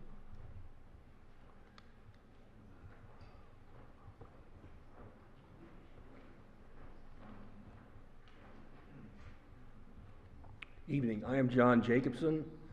I live at 194 Market Street, which is about a block and a half behind me, or that way, excuse me. And I'm here speaking as an individual. I don't represent anybody else except me.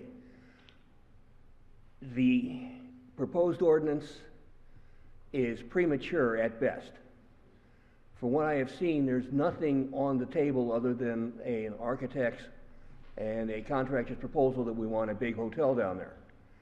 And we've been through several of the presentations by that group and have asked questions like, and this is myself and my wife, have asked questions like, well, what are you going to do about the Rogers Gate, which is one of the major accesses to the Naval Academy, which under the proposed design, that's where all the traffic's going to be going into the hotel, and including their deliveries and that.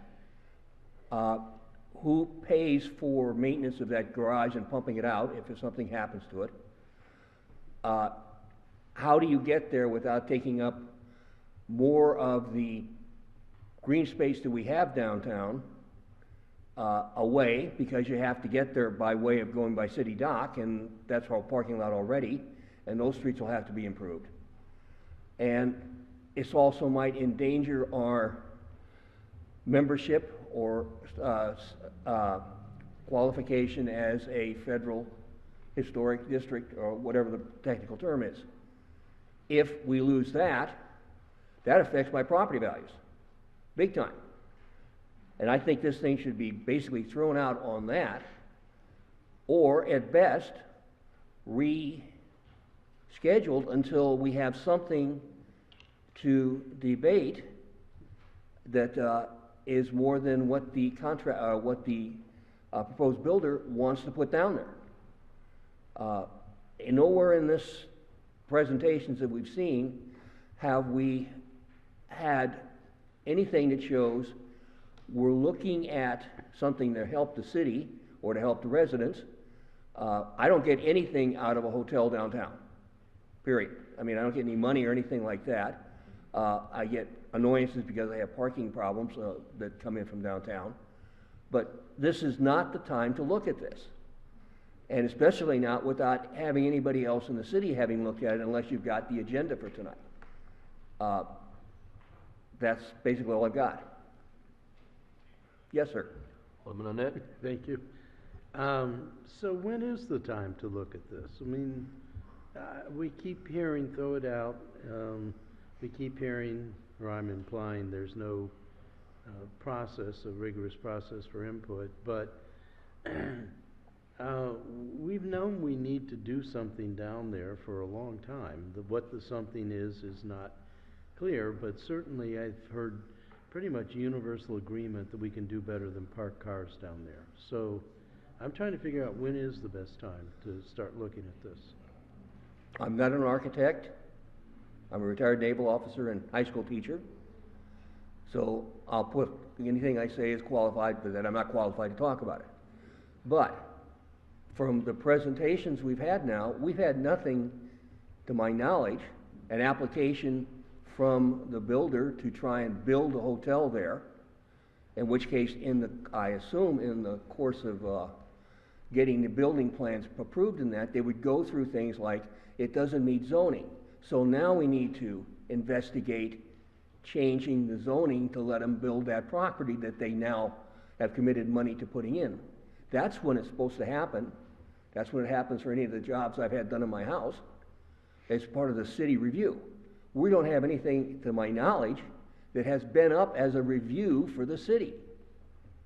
None of the presentations we've been to, and I'll be corrected by our alderwoman, I'm sure, has been by anybody from the city. It has been by the contractor.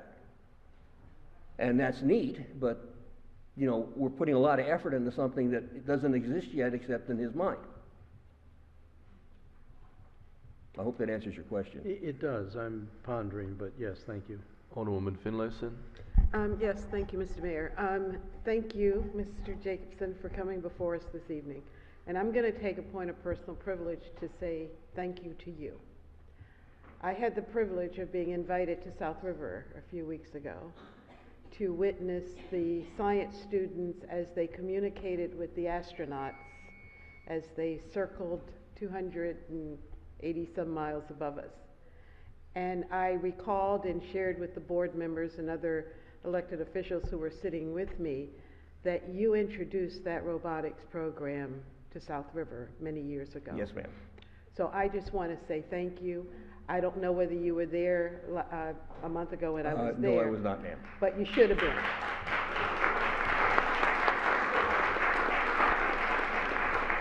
you laid the foundation for what the students are doing today. So I just want to say thank you. Thank you. Am I back under the gun? Thank or- you. Thanks, John. Thank you. Thank you. Thank you. Next speaker up, David Finkel.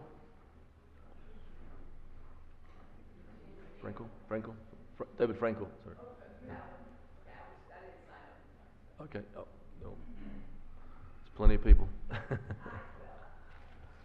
Mr. Mayor, members of the council, thanks for hearing everybody tonight. I have a slightly different subject to talk about. My name is David Frankel. I reside at 929 King James Landing Road in Annapolis. Mr. Mayor, I'd like to remind you about a campaign promise that you had made, but before doing that, I'd like to just acknowledge 3 city employees, Regina Eldridge and Susan O'Brien, who are just amazing in the way they respond to the residents. They're incredible. Susan shared a secret with me that I'm going to reveal. She doesn't own a TV, so maybe that has something to do with it. And I also want to say hello and acknowledge an old colleague of mine, Rich Melnick. Rich and I used to work together at the county attorney's office in Montgomery County. Rick joined the office when I had dark hair. Good to You see all you again, got David. yourselves a great attorney. He's real smart, real kind, and has got a great sense of humor and works real hard. Thank you, David. Mr. Mayor, during the campaign, you said that you would be willing to support moving Annapolis to nonpartisan elections. And I'm wondering if anything has changed your mind on that. Hasn't been a focus right now. I think it'd be easier to do now rather than wait until the heat of the next round of elections. And I think you thought it was a good idea then, and I still think it would be a good idea. It would include a lot of people who don't really get included. And one of the things that I noticed, and I think most people noticed, was that there's really no reason for partisanship during an election season for the city. The issues are such that we want to include as many people as possible, and partisan elections tend to disenfranchise a lot of people unnecessarily. I hope you'll move forward and maybe task Rick with drafting up a couple of minor lines to amend the city code to make that happen. Alderman Arnett? Sure. How high do you want that legislation to be? Pardon?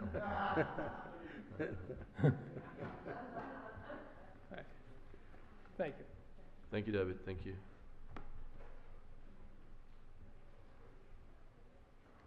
Next speaker is Judy Jones.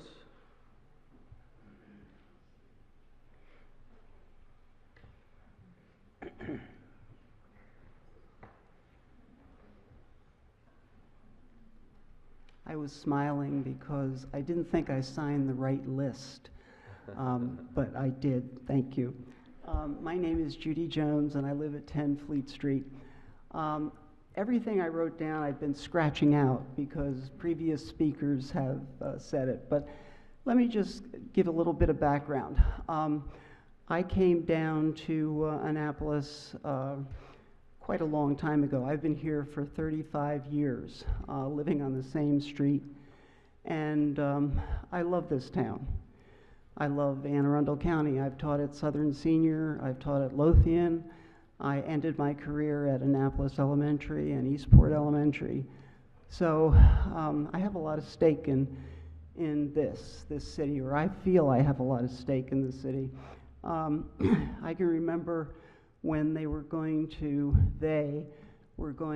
put a garage where the playground is, and the children would be playing. I know this is hard to believe, but the children would be playing on top of the garage.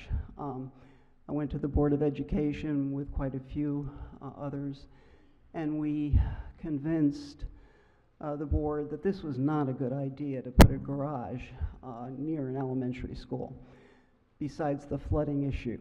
So, you know, I do have a lot of stake in this, but let me read a little bit about what I was going to say, and I'll try to eliminate things that have been said.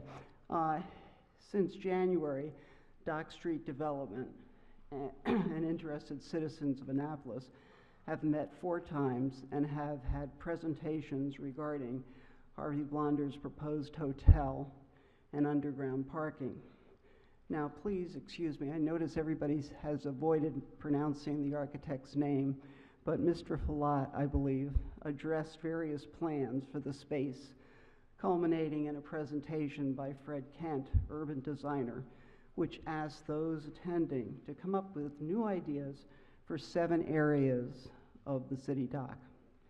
I thought this was a good sign, allowing us to participate in suggesting ideas for the uses of these areas. Things were looking up, or so I thought. Then Ordinance 2318 reared its ugly head. Needless to say, I reject this ordinance. I find the legislation, as do many of my peers, to be premature, irresponsible, and self-centered. Yes, self-centered. I see this as the desire of one person to have a so-called boutique hotel down at the city dock. I have 3 problems. One is the destruction of the integrity of the waterfront. I was walking my dog today past the Annapolis Yacht Club and going into town, and I couldn't see the water, period. The 110 Compromise Street is a disaster. How that happened, I'm not sure, but it did happen. I could not see the water. Please remember that. And I'm just a person on a sidewalk. At the turn of the 19th century, the economic emphasis in Annapolis included trades such as oyster packing, boat building, and sail making. The following is a quote from Visit Annapolis, A Brief History of Annapolis. With its centuries-old political and cultural history, Annapolis is a thriving citywide museum of our nation's past. Annapolitans have upheld the city's history and tradition, setting the scene for the reverential lifestyle visitors experience today. To destroy that waterfront and its history would be almost sacrilegious. I live on Fleet Street. I see hundreds of children every day coming down with watermark tours, looking at our history. I have worked as a volunteer at Historic Annapolis, doing summer programs for children. I have now working at the Hammond Harwood House, giving workshops to children who come from President Street, Annapolis Housing Authority, and so forth. These children, one little girl walked into our house one day and said, "Wow, I wish I could live here." That practically broke my heart. It really did. And I realize I'm overstepping time. But what I'm trying to say is, please reject this notion. Please go back to the table with this. It's not a good idea. Why? I'm opposed to the hotel. I think we have more than enough hotels in town. In 1983, and I'll try to make this very quick, the Annapolis was nominated again for landmark status, and I'm not going to find it, but basically they were criticizing, and this has been mentioned tonight, the Hilton and the Field House. And again, it said there should be no more room on City Dock for a place this size. We don't need a hotel. Maybe condominiums are the answer. I don't know. But don't destroy, the parking is a huge issue. To take away parking, I search every day for parking. I really do. And we have 110 Compromise Street, which is going to be a restaurant. We have the place where the bank was at the top of the street, that's going to be a restaurant. Well, where are these people going to park necessarily? I'm not suggesting that they park at City Dock. I'm not, but you have to offer them some kind of alternative. You know, or you have to offer me some kind of alternative. I am sick of parking on King George Street, you know, all the time. So anyway, that's all I have to say. I thank you very much. You know, take it for what it's worth, but thank you. Thank you, Judy. Thank you. Next up speaker, Diane Butler.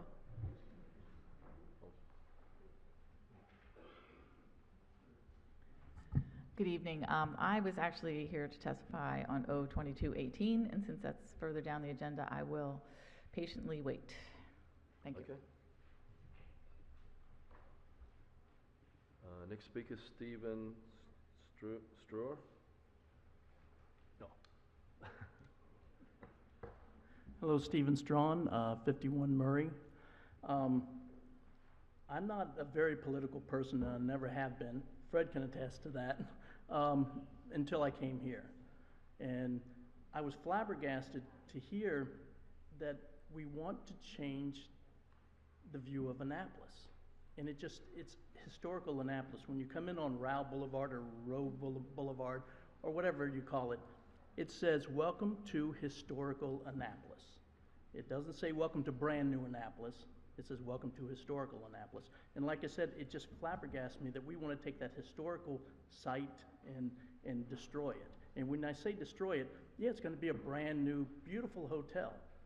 But it's going to take away that beautiful view that when you start up at the top of Main Street and you walk down and that view opens up, and it's like I said, I've lived here for probably 12 years now, so I'm a relative newcomer. And I just can't see losing that site. And it seems like you've tied the parking issue, the parking lot, in with the hotel, which to me makes no sense, because the parking lot, you act like it's this burden. But I've seen it put to use at the boat show. I've seen it put to use in bicycle races. I've seen you use it with your presentation that you did for Ward 1 about 3 weeks ago, and it's being used all the time. So I don't see where everybody says, well, it's such an eyesore and the cars have the best view, and they don't, because that space is utilized a lot. And if you take that space away, where does the boat show go?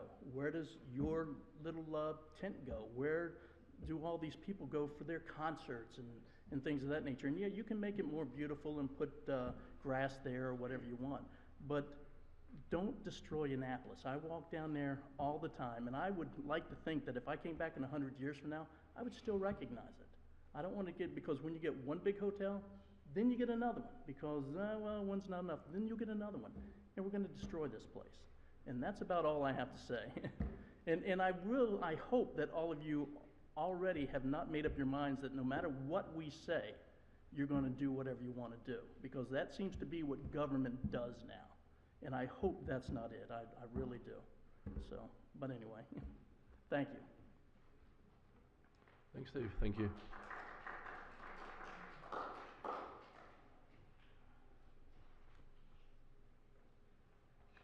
Next speaker, it's Gary Schwartzler.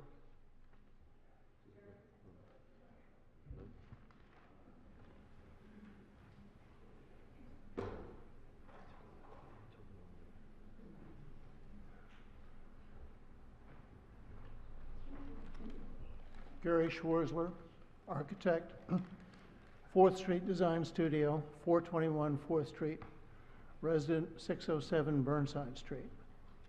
I've probably done more projects in the historic district than any other architect since I was here from the beginning in 1969. I might remind you that in 1969, the entire city voted to have historic Annapolis become historic Annapolis. That's when the historic district was formed. We also had a new zoning code. It was a very simple code written by Barton Ashman out of the Midwest, and it was probably more applicable to a Midwestern grid city than it was to a Baroque city plan. But nevertheless, it has evolved over the years. Part of that was to develop C1 and C2 zoning and the height and bulk regulations and the design guidelines. All of those things were developed to ensure that any development in the historic district would be appropriate. And I think that's kind of the crux of this. Oh my God, why can't we just have MX? It's so much simpler. Well, the history of the MX zone goes back to Dennis Callahan as the mayor and Eileen Fogarty as the planning director. And it was intended for West Street, and it was to be the wild card zoning where nearly anything goes. And that's essentially what it was. And if you think that's appropriate for City Dock, I think you better think about it again. The council also adopted the City Dock, the plan. I hope you're aware that the City Dock committee did not. I think there's a little difference here. I was on that committee. I served faithfully, went to nearly all the meetings, and at the end, the majority did not vote for the plan. However, 5 votes on council did. Now they massaged it so that it supposedly was acceptable, and they did a little horse trading. But we cannot say that the City Dock Committee is responsible for the plan. The council is. Now, we get to zoning. In fact, I've said it before, do not blame the developers. Do not blame the lawyers. The council should take the full blame for the zoning that we have in the city of Annapolis right now. Come on over to 4th Street. See what the ashes of the Hopkins warehouse has become. And we were supposed to have zoning that said average of the block face, average of the set, all of those things. But obviously we know that if you have the right developer and the right lawyer, you don't have to pay any attention to the zoning code. Or you have enough loopholes that you can do tremendous things. And right now, the city is under a development siege. If you look around, Ross, you're very, very much aware of this because so much of it is focused in your ward. I almost said, I think the one thing, Ann had mentioned it to me, one of the things that was discussed at the City Dock Committee over the time was what is the use of the waterfront? What brings people here? I remember Joe Budge and I had a conversation, and he said, well, people come to Annapolis for the historic buildings. And I said, yes, they do, but they also come because of our waterfront. Our water is our most important asset in the historic district. Unfortunately, the city didn't believe that, and we actually did a city dock renovation of the bulkheads that reduced our waterfront. We actually made the turning basis at the head of the dock smaller. Who did that? Well, I guess it happened through City Council. I just want to leave you with the idea that if 5 of you think that we should have MX zoning around City Dock, then you better not run in the election again. Thank you.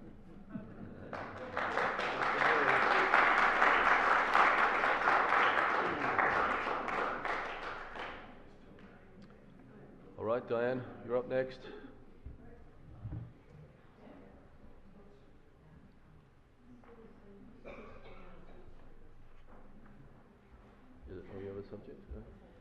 I think I actually have to wait till, Okay, it's on the other, 2035. okay, sorry. But thank you.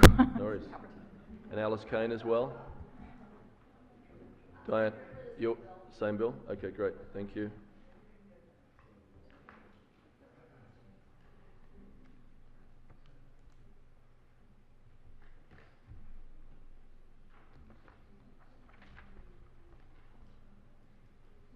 Is there anyone else who would like to speak on this subject? Please come forward.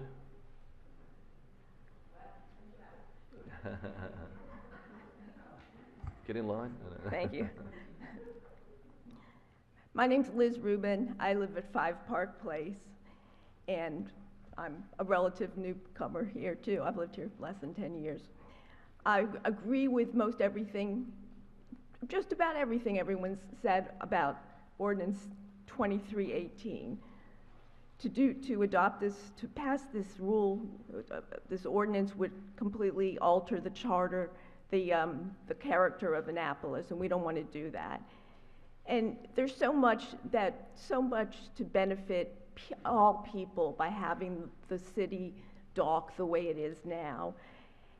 For example, I see people come and they stay in hotels all over the city, not close to the water. They don't have the waterfront view.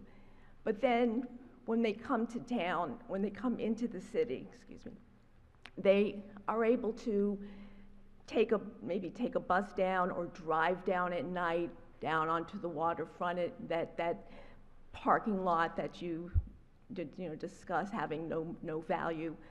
And they get out of their car with their baby stroller or their wheelchair, and they walk onto the Susan Campbell Park and look up at the moon. They look out and see the Chesapeake Bay Bridge. And I see people being proposed to on the benches there. When we have fireworks for the 4th of July or for midnight on the New Year, people come down to the parking lot area and watch. A hotel in that proposed location would block people's views. It would take away the view. People wouldn't have as much incentive to come to Annapolis. And that would not only affect the people who just wouldn't be coming and enjoying it, and it would affect the property value of the people who live here, and it would affect the business owners. Because if people put a little more effort to come to Annapolis to find a place to park, to come to their stores, because after they go to the store, they can walk down to the waterfront and enjoy Susan Campbell Park. And they enjoy that experience is an integral part of coming to Annapolis, of being in Annapolis. That's also what people, when groups have, whatever they have they have weddings and things here. It's important to have the water, have access to the water. If there's a hotel, the people in the hotel would have a beautiful waterfront view, but it would take it away from everybody else. And we don't want to do that.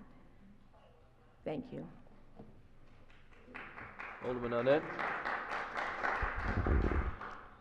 Thank you, Mr. Mayor. I'm not sure why you say it would take away the views of the water. I mean, it might in profile take away some of the view, but most of the view that's existing now would continue to exist. Both sides of Market Slip, also known as Ego Alley, the whole anchoring spot down at the end. If I have my way, we'll continue to preserve what's left of the WMC, the maritime zone that goes along there. So, I think there's lots of questions about this project, but I don't see it taking away views of the water. I don't know how that happens. Well, a 6-story hotel, if say the people are going down to watch the Blue Angels perform, they're not going to be able to see it through the hotel, and it's completely going to take away the view of that. Well, and because that's, I don't know the exact. I didn't go to every Ward 1 meeting. I did live in Ward 1. but I don't know every detail of this proposal, but that's why you need to study it more. And it's just something it is, as others have said, it's a premature proposal. It's not something that should be passed at this time. So there I do agree with you. I don't accept that it's a six-story hotel. I don't think I agree with a six-story hotel. I haven't seen a justification for a six-story hotel. In fact, we've seen really precious little other than concept, and that's why I keep struggling in my questions with all the good people that came out to speak to us tonight. I am looking for a process that fleshes this out more fully. I am not looking for legislation that presumes an outcome that we haven't vetted in any way. I'm not opposed to a hotel, but I would certainly like to know what kind of hotel. I guess I worry a little bit about Blue Angels twice a year, and we're going to preclude uses of that area because there'll be some planes whizzing by under the level of the four-story hotel or whatever it ends up being, but... I thought it was six-story hotel. Well, I don't think that's a given, and certainly it hasn't been submitted to the city council to be that.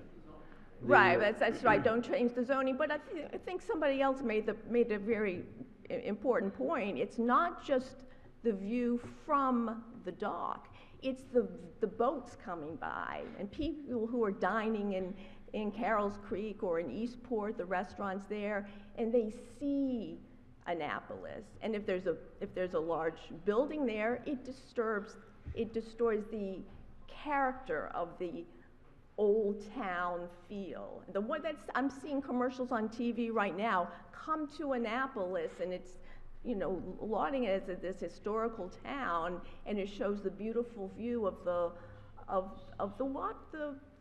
city dock from the water side, and it's a beautiful view at sunset, and you don't want to take that away. From Eastport, you have a beautiful view of the green whale, and it doesn't bother me to cover that vista up. That doesn't mean a six or however many story building is a better solution, because the building might be not be satisfactory architecture either, but it feels to me, and this is what I think we'll have to test with each other on the council, that people are jumping to the conclusion that this is going to be a six-story building with quite a broad base. I haven't bought into that. I don't think we've even been given anything to buy into that. It is again why I'm grasping for, and I started off with Mr. Clark, a process where we get a better fix on what's being proposed. And I agree, maybe a better fix on what's being proposed before we talk about changing legislation. Maybe we don't need to change legislation, and that's something we'll have to come to grips with. But I don't think that we've been asked to vote on a 6 or 7 or whatever many story deep building. I don't think that's certainly something I'm ready to vote for. Well, you're talking about changing the zoning, and changing the zoning is something very, very important. It doesn't sound that important, but I used to live in Montgomery County, as your city attorney apparently did, and he may recognize me from then. And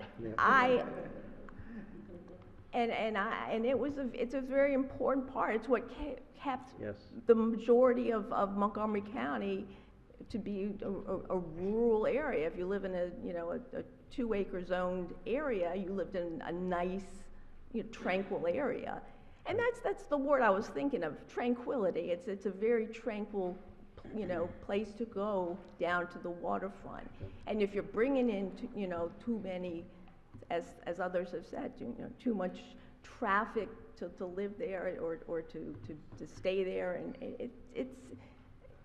there's too many potential problems, and I don't think you should change the zoning. I think whatever can be done, I'm sure can be done with our existing rules and regulations as it's been voted on in the past. Alderwoman Tierney. Yes, I was just going to try to assist Liz in answering in the fact that, let's get back to the legislation. The legislation is to change zoning, and to your point, Alderman Arnett, we do not know what we are building. Right. So let's get back to legislation and question why we are going to introduce legislation on something that we don't know. Thank you. And so to that end, and I agree with you, what's the process? I mean, we don't start off with changing zoning until we have a better sense of what it is we're talking about. And I'm finding it frustrating hearing all these comments and hearing a lot of legitimate issues being raised that we did have a city doc process. And we worked long and hard. There's a lot of disagreement about whether that was a good plan or not. I didn't like parts of it. Ultimately, I did vote for it after we amended it. I certainly didn't like, I just still don't like the Fawcett's building now. I think it's massive and I think it blocks the view shed, and I'm not in favor of doing that again. But I'm grasping for a process. We have legislation in front of us. Let's say we don't accept it on first reader. Does that mean we give up? We're not going to do anything downtown? So I'm looking for legislation or some motion from the council that gives us a process to further vet this idea and take into account all of the opinions we've heard and all of the email we've read on this same topic. So I really am a little bit feeling like we got the horse before the cart. Let's figure out what we're going to do. Let's figure out what the city will sanction and then figure out what we need to change by way of code before we do that. I am not willing to vote for something that makes a 6 or 7 story building. But I am willing to vote for changes. I've waited 12 years on this council to see us finally get around to fixing that area down there that is blighted with automobiles and tour buses and things like that, and is really not an amenity for any of us. In response to someone, I do go downtown. They let Eastporters in downtown, and I dine down there, and I look at the Blue Angels, and I do all the other things that any other citizen and visitor does. And I think we can do better, but I don't think we've got the process nailed down yet that allows us to do better. Yeah, not to crosstalk here, but what I would suggest is that perhaps at a work session, a council work session, we can have a presentation from Dr. Nash and Peter Gutwall to explain the status of the cultural landscape report and how that will be utilized in assessing these future developments at City Dock. Because I know we sort of hesitate on another study based on their histories, but it's City Dock Master Plan is an approved document, is part of the comprehensive plan, and it does call for this cultural landscape report to be the guiding document. So I would suggest that we have that work session. But I haven't seen it. No, it's not done. I'm not prepared to just accept it carte blanche. Not supposed to. It's supposed to be presented to the city council. Yeah, that'll take a lot of debate also. Well, that's what should happen first. Right. Thank you. Thank you. Thank you. Next speaker, please.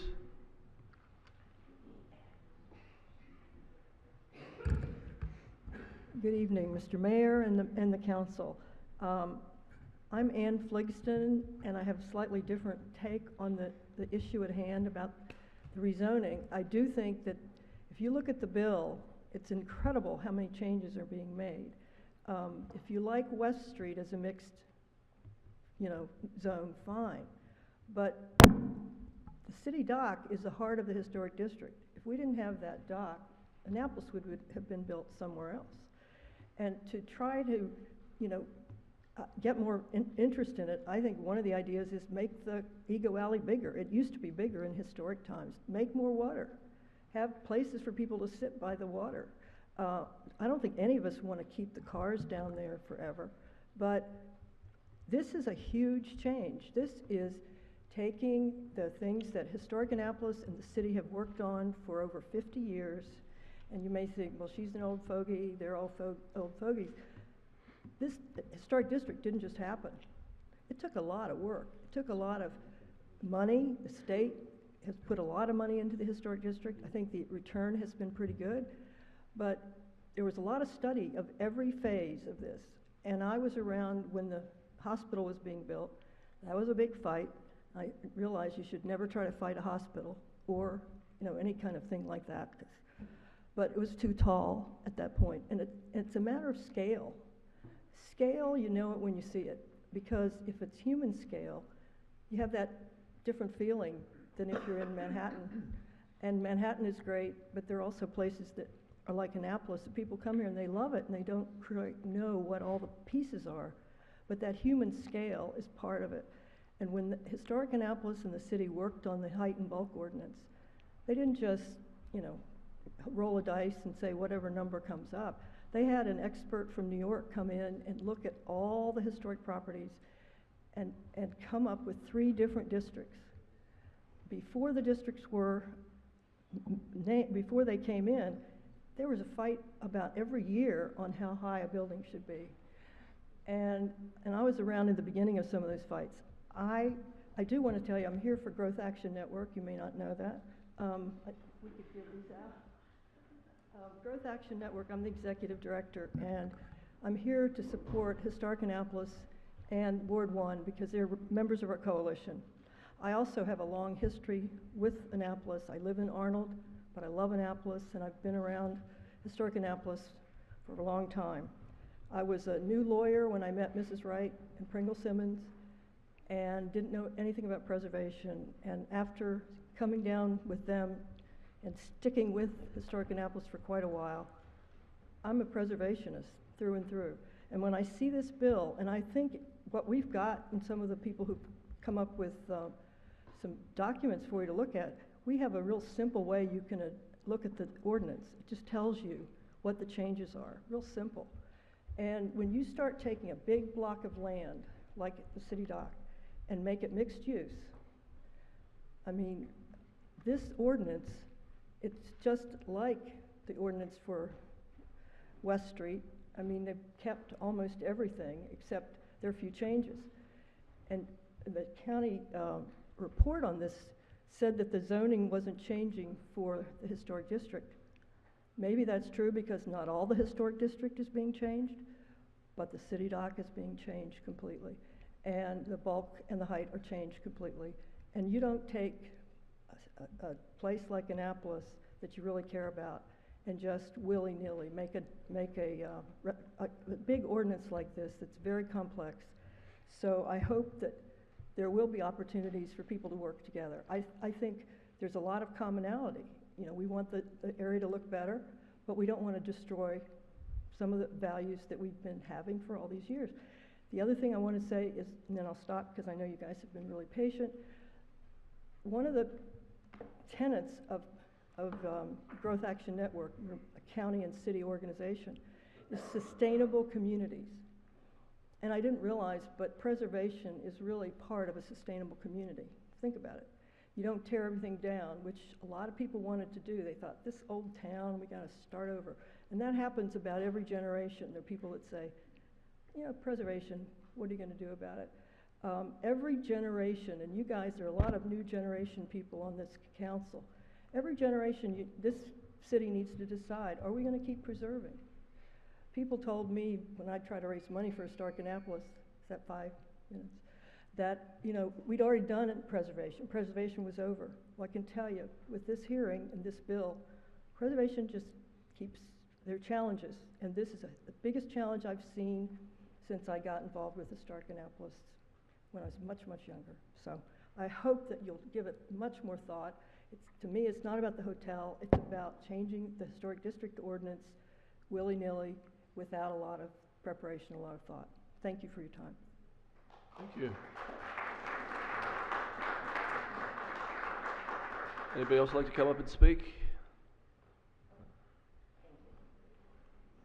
I'll be very brief. My name's Amy Clements. I was born and raised in Annapolis, and am not opposed to change at all in the city. I'm very much opposed to this ordinance being changed. But what I do want to say is that I live in Ward 1, and I'm sure everyone gets sick of hearing Ward 1 people testify all the time.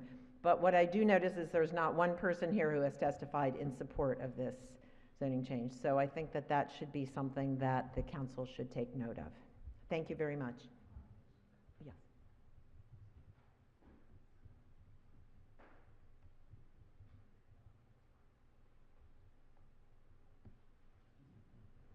Next speaker, please. Cecil Cummins, 15A Boucher Place, Annapolis, Maryland. I'm over in Ward 6. And just wanted to say a couple of things. First of all, thank you guys. I've been to a lot of these city council meetings. There've been a lot of them that went really long, and I know how tired you are after them, and I wouldn't even imagine what it's like, wouldn't even want to imagine what it's like sitting there right now hearing everybody. So thank you, first and foremost. I'm a young guy. I'm naive. I don't know a lot about history that I haven't lived, only history that I've really read, and that's written usually by the winners. So I can't speak much for what a lot of these guys are saying about what's happened over 50, 60 years. I've lived here for 20 years, and I've seen a positive growth change in what's happening downtown, what's happening over the city of Annapolis, and I think it's been good. Does this zoning mean is this change in zoning going to make everything better? I don't know. Potentially. What I do know is I'm hearing a lot of things over and over again. I hear that it's too soon to introduce the legislation, that it removes a historical designation, that it means a hotel is built. And I'm a little bit confused by that, only because we're on pace to rewrite our comprehensive plan and completely redo our code in 2019 anyway. So I was under the impression that now is the time where we begin to reintroduce city code changes. And the second thing I was kind of confused about is we had been talking about this for a couple of months, and Fred Kent came and we had a forum, and everybody said that they rated City Dock at, what was it a 4 out of 10? I may be wrong on that number. 4 out of 10, I think, was the rating that everybody gave City Dock. And so to me, I think, okay, there's got to be some type of change. And Fred talked about a lot of really cool ideas. A lot of them were in alignment with the City Dock master plan. And so, you know, it's my impression that this is not voting for the hotel. This is voting for a change in zoning so that we can follow on the City Dock master plan. And I tried to read the exact bill. I understood a lot of it, but it was very confusing, so I read the staff report. And the staff report here says that there is no proposed changes whatsoever to the historic district special heights, and there's no changes to any heights at all that are against the visual impact assessment. So it says 45 feet is the potential height that you can go. I'm guessing that's based on the Naval Academy building right behind Prince George's Street. That's about 45 feet. Is that how, I don't know if that's how it was created, but I know that that's about 45 feet or so in that range, the Naval Academy building. It's bigger than 45 feet. Okay, so any building that reaches 45 feet would still be towered over by the Naval Academy building. Okay. So I guess what I'm curious about is I'm looking at all these, I'm trying to figure out how it removes a historical preservation. So I look at every single parcel here that's being changed, and I don't see a historic building on any of the parcels that's being changed. And I see here that says anything that impacts the visual impact or goes against the historic district special heights will not be permitted. And then I also see here that it says any development whatsoever still needs approval, and that most of the uses that we're talking about, like a hotel or something like that, are special exception approvals unless it's under 40 rooms with no conference room, and that would still need an approval.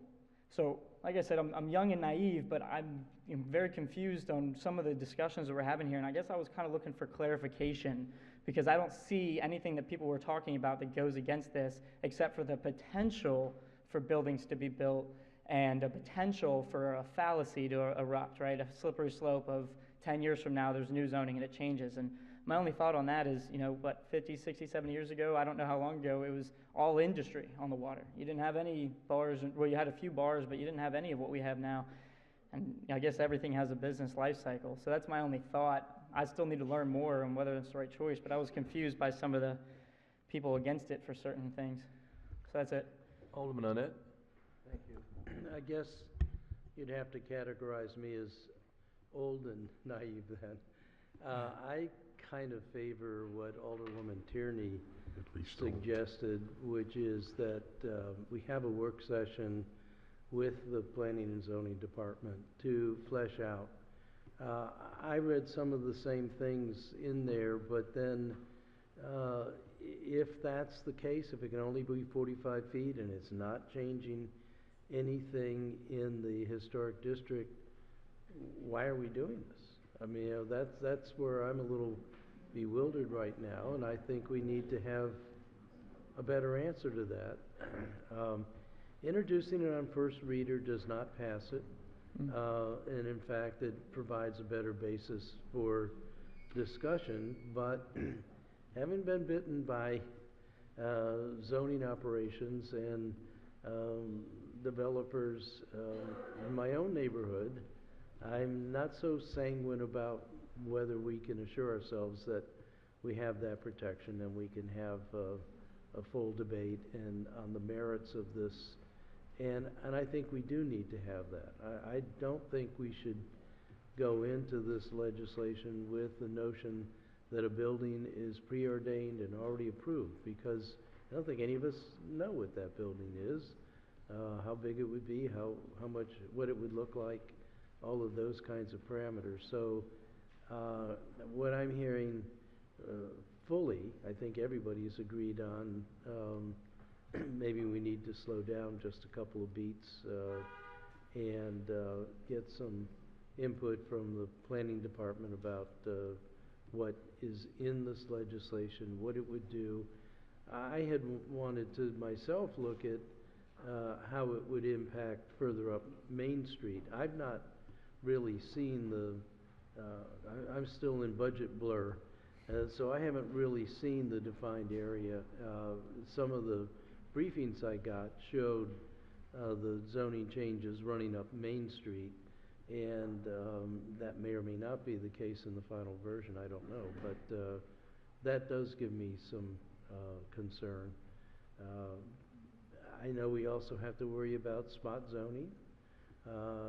There's all kinds of complications. I'm worrying about preserving, as I said, what's left of the WMC. So I think there's going to be a motion to take this off of the consent calendar, and that we can have a discussion about where we want to go with it at that point. But I saw the same things that you saw, and I'm kind of saying what's the problem. But if there is something that I'm not seeing and you're not seeing, then we better get that found out pretty soon. I guess my only thought is, I think the bill was put forth by Planning and Zoning from a previous rezoning on West Street there, so I believe they were using the same bill. So we've already gone through the voting process, and we've already vetted Planning and Zoning, and they've already put in their feedback.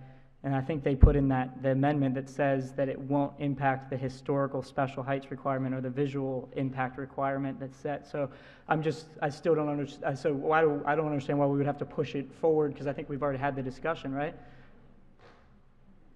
Am I wrong? I could be wrong. Tell me if I'm wrong. I don't know. Yeah. So tell me. So yeah. Yeah, please. On page 16, when I first read it, it said nothing will change in the height and bulk, ordinance, unless it's located in the area designated in the 2013 City Dock Master Plan, in which case the provisions of that section, which protected it, will not be. Which is 45 feet. Because the special heights, I believe, is below 45 feet. But they exempt from the protection the City Dock area. Right, but the bill says 45 feet. The historic district special height requirement is lower than 45 feet. Okay, well, whatever, it does change the height and bulk. I just want you to read page Thank you. 16. Thanks, Cecil. Thank you very much, buddy. Thank you. you. Anybody else like to speak? Please come forward and state your name and address. Thank you, Mayor Buckley. Thank you, Alder people. How are we today? Alderman Arnett, thank you for saying you think it's time to maybe not put the cart before the horse. The issue that I've just got with this whole thing is, once again, the city of Annapolis, this Planning and Zoning Commission in the first place does not have a good reputation. And as Ross said, we had a little issue with a place over in Eastport where the developer was told what he could do. And the issue that Annapolis has, it seems it doesn't understand the scope of a project or the breadth. Ellie, you were at the meeting over at Acton's, and the architect showed 4, 5, 6, and 7 stories. I want you guys to look at something. Whenever an architect or an artist gives a rendition of a property, there are 2 things that are always there, and he didn't have it once. Every time he kept comparing the height of the hotel to the field house and 70 feet. The 2 things that every architect, so this guy is either really good or we're going on the cheap. And why do I say it? There were no people and there were no trees in any of those drawings to give a breadth or a sense of scope, as was just said a minute ago. When you put up that building there, no matter, you can forget about the field house. What is going to happen is you're going to take away the breadth that we all definitely want changed. We don't want a parking lot there, but it's still open. The minute you close that, it changes the whole feel of downtown. Another question that I have for you guys is the gentleman, which I was very surprised, came out and said the numbers that he thought this hotel would cost. I think he's a little light. So I come from another tourist city up in the Finger Lakes, and they went through exactly what you're going through. And you guys should really go look at a place called Canandaigua that did the exact same thing that right now is being proposed, and you're not going to like the way that building sits right now. And the thing about it is, we haven't even started to talk about the cost for this parking garage. We all know we want something changed. We all know we want something better. But the thing about it is, you take the pump house, where supposedly part of the irrigation and the pits and the wells are going to be on that side, and we don't even know what's going to be on that side yet. And now we're going to build a pump house on top of a playground. Once again, cart before the horse. I think that there's been enough people here that have spoke that this is going to get shut down. But the thing about it is, we do live in a great place. We all do want some change down there. It's not fair to have one person putting his views in regards to what belongs down there. And another question is, the reason you build that height is you need the revenue to justify your expense to put the building in, or you won't own it, and the second owner ends up being the guy who enjoys the place. And that's why they need 5, 6, 7 stories, because of the cost of what that's going to cost to build, including that parking lot. So just a thought. Thank you, guys.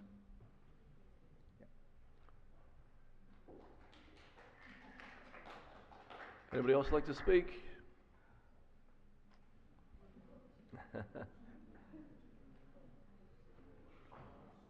My name is Annie Small. I live 730 Mills Way. I may be out of order, so let me start with out of order. Can I ask the question about the percentage of land in the city that is taxed versus untaxed, or is that out of order? 19%. I beg your pardon? 19% of the city property is tax exempt. How can that be when I'm told that 47% of the land in the city is tax exempt? You were told the wrong thing. So you're telling me that 81% of all the landowners pay tax? Yes. I've heard very different views on this, and I've heard them here in the city, here at this spot, that it's 53% that are taxed. The point, however, is we need to think how we choose to tax whatever percentage of those people is in the city, because we all who are residents have to pay those tax. And it sounds like a conundrum. I'm golf. Thank you.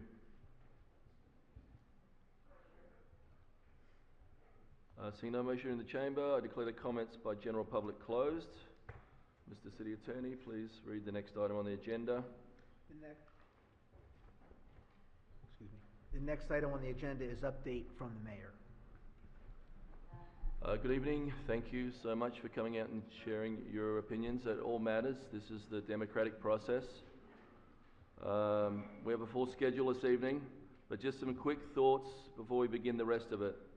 First, it is commissioning week in Annapolis, and I would like to thank our very talented crews throughout the city who are helping prepare for the thousands of family, friends, and visitors for the Blue Angels tomorrow and Wednesday, as well as the arrival of President Trump on Friday for the commencement.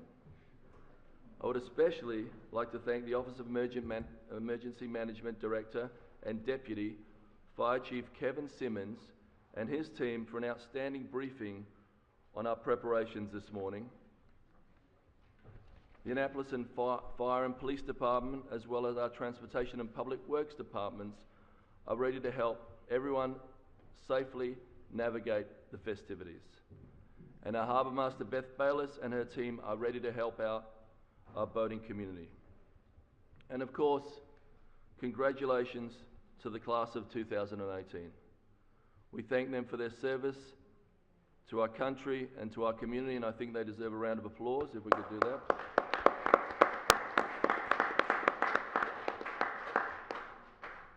Next Monday, on May 28th, is our annual Memorial Day Parade, which begins at 10 a.m., followed by a wreath laying ceremony at City Dock in honour of those who made the ultimate sacrifice for our country. I encourage everyone to join us in the parade and the ceremony. I would like to also share tonight that as part of my commitment to creating new opportunities for our citizens to serve our community on boards and commissions, I informed Historic Annapolis Preservation Commission Sharon Kennedy that she will not be reappointed. I would like to thank Sharon for 15 years of tireless service to the city.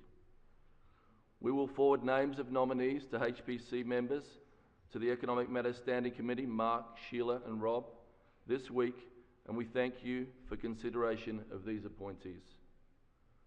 I campaigned on change in this city and to include more citizens in the process.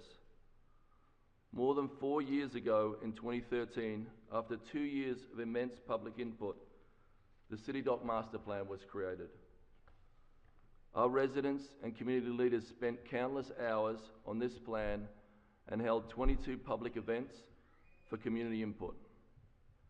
I was elected on a platform that included implementing the main goals of the City Dock Master Plan.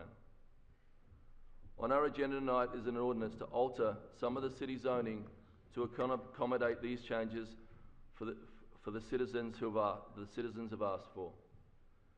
This is the first step in moving forward to reimagining a city dock that gives us additional green space, program space to build community on our waterfront, and increased access to our waterways and much more. Several of us campaigned on the idea of moving forward this plan and putting actions where only words existed before. Let me make it perfectly clear. City Dock belongs to all of us, from every neighbourhood of the city, and I would also include everyone who visits our city. Our best real estate has been a community-based plan to make it better. We have this guiding document. Tonight's ordinance is the first step to activate the City Dock Master Plan. After consulting with the experts and professional staff at the city departments, their recommendation is this zoning change, if our goal is to actually implement the City Dock Master Plan. Last month, Fred Kent, an international expert on how to make public space truly functional for both residents and visitors, spoke with us and encouraged us to move forward with a plan. He has said that we have potential to be one of the top 3 waterfront towns in America, but right now, the cars rule our city. I know that change is hard, but our city cannot keep talking about the future and not making plans. We need action. I look forward to working with the community, our departments, and our city council members to fulfill the promise of the City Dock Master Plan.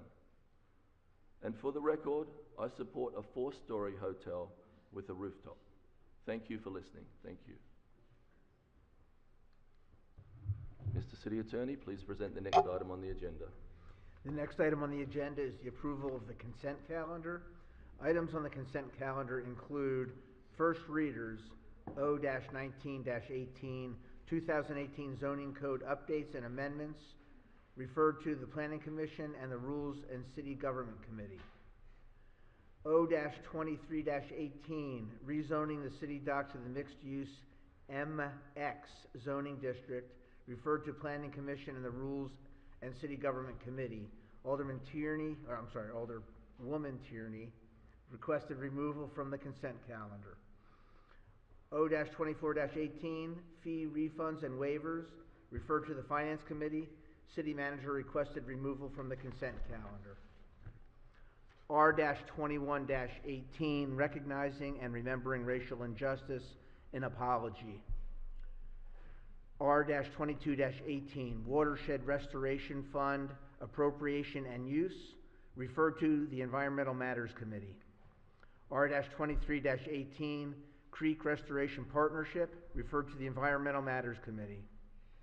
R-24-18, Equal Protection Task Force, African American Residents, referred to the Public Safety Committee and the Housing and Human Welfare Committee.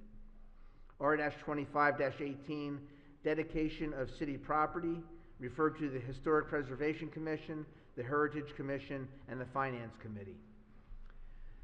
Under Budget Revision Requests, GA-36-18, State of Maryland Department of Natural Resources, Critical Area Commission for the Chesapeake and Atlantic Coastal Bays Grant and Aid Program. GA-37-18, State Homeland Security Grant Program.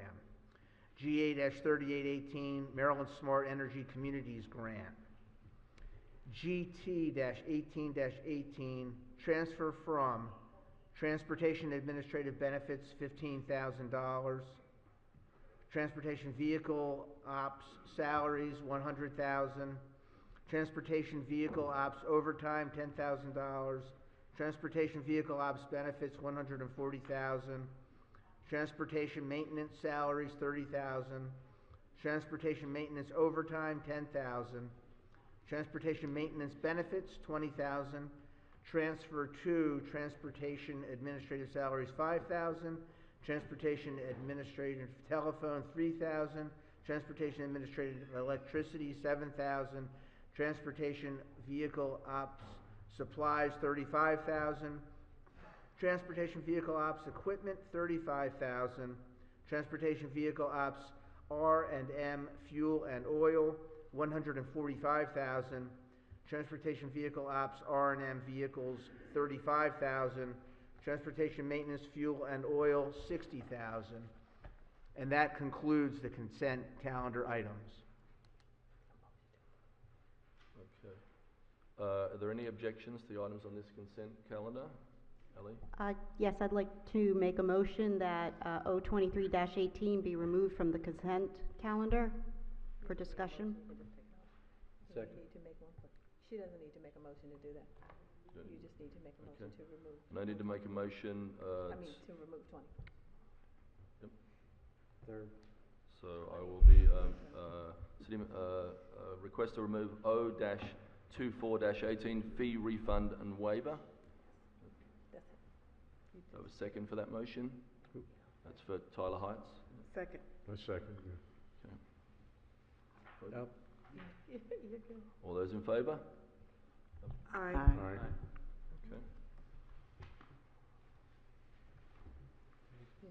Yeah, you need a, Okay, hearing no objection, I would like to entertain a motion to approve the consent calendar as amended. So move. Second. All those in favour? Aye. Aye. And that's a roll call. Madam City Clerk, please call the roll. Yes, sir. Mayor Buckley? Aye. Alderwoman Pendle Charles? Aye. Alderman Finlayson? Aye. Alderman Rodriguez? Aye. Alderwoman Henson? Aye. Alderman Savage? Aye. Alderman Arnett? Aye. Alderwoman Tierney? Aye. Alderman Payne? Aye. Mr. City Attorney, please present the next item on the agenda. The next item on the agenda is public hearings continued, beginning with ordinance O-16-18, annual operating budget, fiscal year 2019. Okay, the first speaker signed up is Donna Anders. Thank you. Thanks, Donna. Please state your name and address for the record.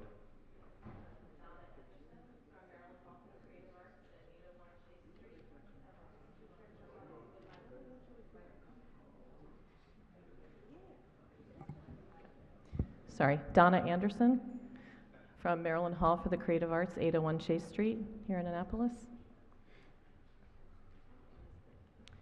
Thank you, Mr. Mayor. Thank you for members of the City Council. I'm here to talk about Maryland Hall's grant application for fiscal year 19. This grant application is in support of a wayfinding and signage program at Maryland Hall for the Creative Arts. This program, this wayfinding and signage project will transform the visitor experience for all visitors at Maryland Hall for the Creative Arts. I should actually say I'm here in Margaret Davis's stead. She could not be here tonight, so she's our new president and CEO and could not be here, so I'm here in her place. As many of you know, Maryland Hall is our community's art center. We've been serving our community for 39 years, providing innovative and life-enhancing arts experiences to all community members. We serve 100,000 people in this community, including 30 to 45% of our visitors are from the Annapolis community. We have been a partner, and you have been a partner with Maryland Hall over the course of many years, supporting many of the programs that we provide to local residents, and we are most grateful for that. The grant application that we have submitted is, as I mentioned, is for a wayfinding and signage project that will continue to transform Maryland Hall for the Creative Arts and be the next step in our ongoing modernization and expansion of Maryland Hall to serve our community. This project will help visitors of all ages orient themselves to Maryland Hall, and as you may know, we serve students as young as infants who come to classes and performances, and we serve those who are into their very senior years and all ages in between. The wayfinding and signage project is critical to ensuring that all visitors at Maryland Hall have a safe experience when they come to our location, so that they can find where they're going and that they can safely enter and exit the building. Wayfinding and signage will help people with disabilities navigate our facility, which was built in 1932, and help orient them to the accessible entrances and the elevator within the facilities, and to help them find their locations within the building easily. Our wayfinding and signage project will enable more people to access the arts by helping them understand the myriad opportunities that exist that are taking place within the building. If you've been to Maryland Hall, which I'm sure many of you have, I think all of you have probably, there's 3 floors. It can be a little bit confusing both inside and outside, and so by having a proper wayfinding and signage system, it will really help orient and connect visitors to the experiences that they can have within the building. The wayfinding and signage project will also enable Maryland Hall to deliver our mission of art for all. And as I mentioned before, we serve all ages, all residents.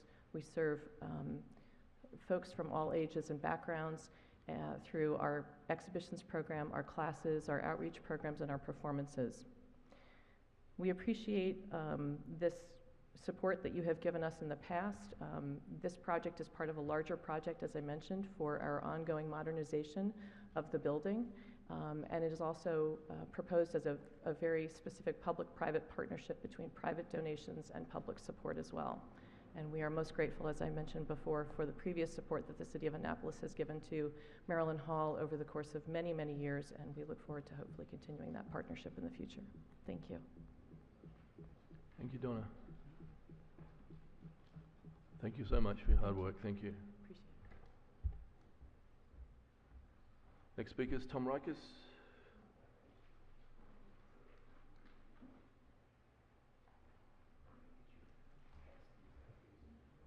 Good evening, council members. My name is Tom Rikers. I reside at 163 Prince George Street, Annapolis, Maryland. And I am on the executive board of the Ward 1 Residents Association. I missed a board meeting the other week In my absence, board members said, somebody on the board needs to look at the budget. I wasn't there, guess who got assigned the action? So this evening, I'm going to do a brief presentation of some of my findings of my review of the budget. Now look folks, I did not look at line items and all of the amounts. I actually started with the Finance Committee's report. And I was very, very thankful to see that they had reduced the initial increase of the tax from what was proposed. So I looked at that. That was my starting point of looking at that 75 cents per $100 of assessed value. And I said, is this reasonable based on some historical data? So I stole from the Capitol a chart that they did, and it was 10 years of financial data. And I thought, well, let's look at that relative to the current proposed increase. So when I look at it, I say, hey, you know what? Back in 2013, when there was a substantial increase, it was an increase of about almost 21% from the previous tax rate. So I thought, okay, that's an interesting data point. So I looked at the Finance Committee's results, and when I compared that proposed increase to another previous increase back in 2017, well, actually it was only about a 15% jump. So I thought, well, you know what? 20% 5 years ago, 15% this year, that's really not terribly unreasonable. So I concluded that the committee did a pretty commendable job in trying to lower this rate down. And then I thought, how does that compare to other indexes like the rate of inflation? And I noted that inflation had actually over a period added about 8%, or undervalued the cost of a dollar by 8%. So I thought, well, you know what? This 15% jump that the committee recommended, when you factor in inflation, that's not too bad. Maybe we can live with this. Okay, so that was kind of the tack that I thought I would take. Maybe we can live with this. And then I thought, well, I'm a Ward 1 resident. How is this going to affect Ward 1 residents? See, because there was kind of like a perfect storm brewing here. I got my tax assessment just like everybody else did. Now look, I tell you, I only bought my house on Prince George Street about 2 years ago. So when the state came in with their assessment, I looked at it and said, hey, you know what? They were pretty much spot on. Now, I don't know if their market value assessment works well for everybody, but I got to tell you, in my case, it did. Was it an increase? Yeah, absolutely. But is it, you know, reasonable? Yep, based on what I paid, it is. So there's a second sheet that I did. I plugged some numbers into a little Excel spreadsheet. And I really wanted to see, and again, I'm just one Ward 1 resident.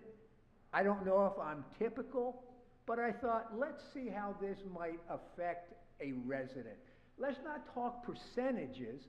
Let's talk real dollars and cents that somebody like me or the rest of us are going to have to pay when this budget goes into effect. Okay, so I took the recommendation of the Finance Committee.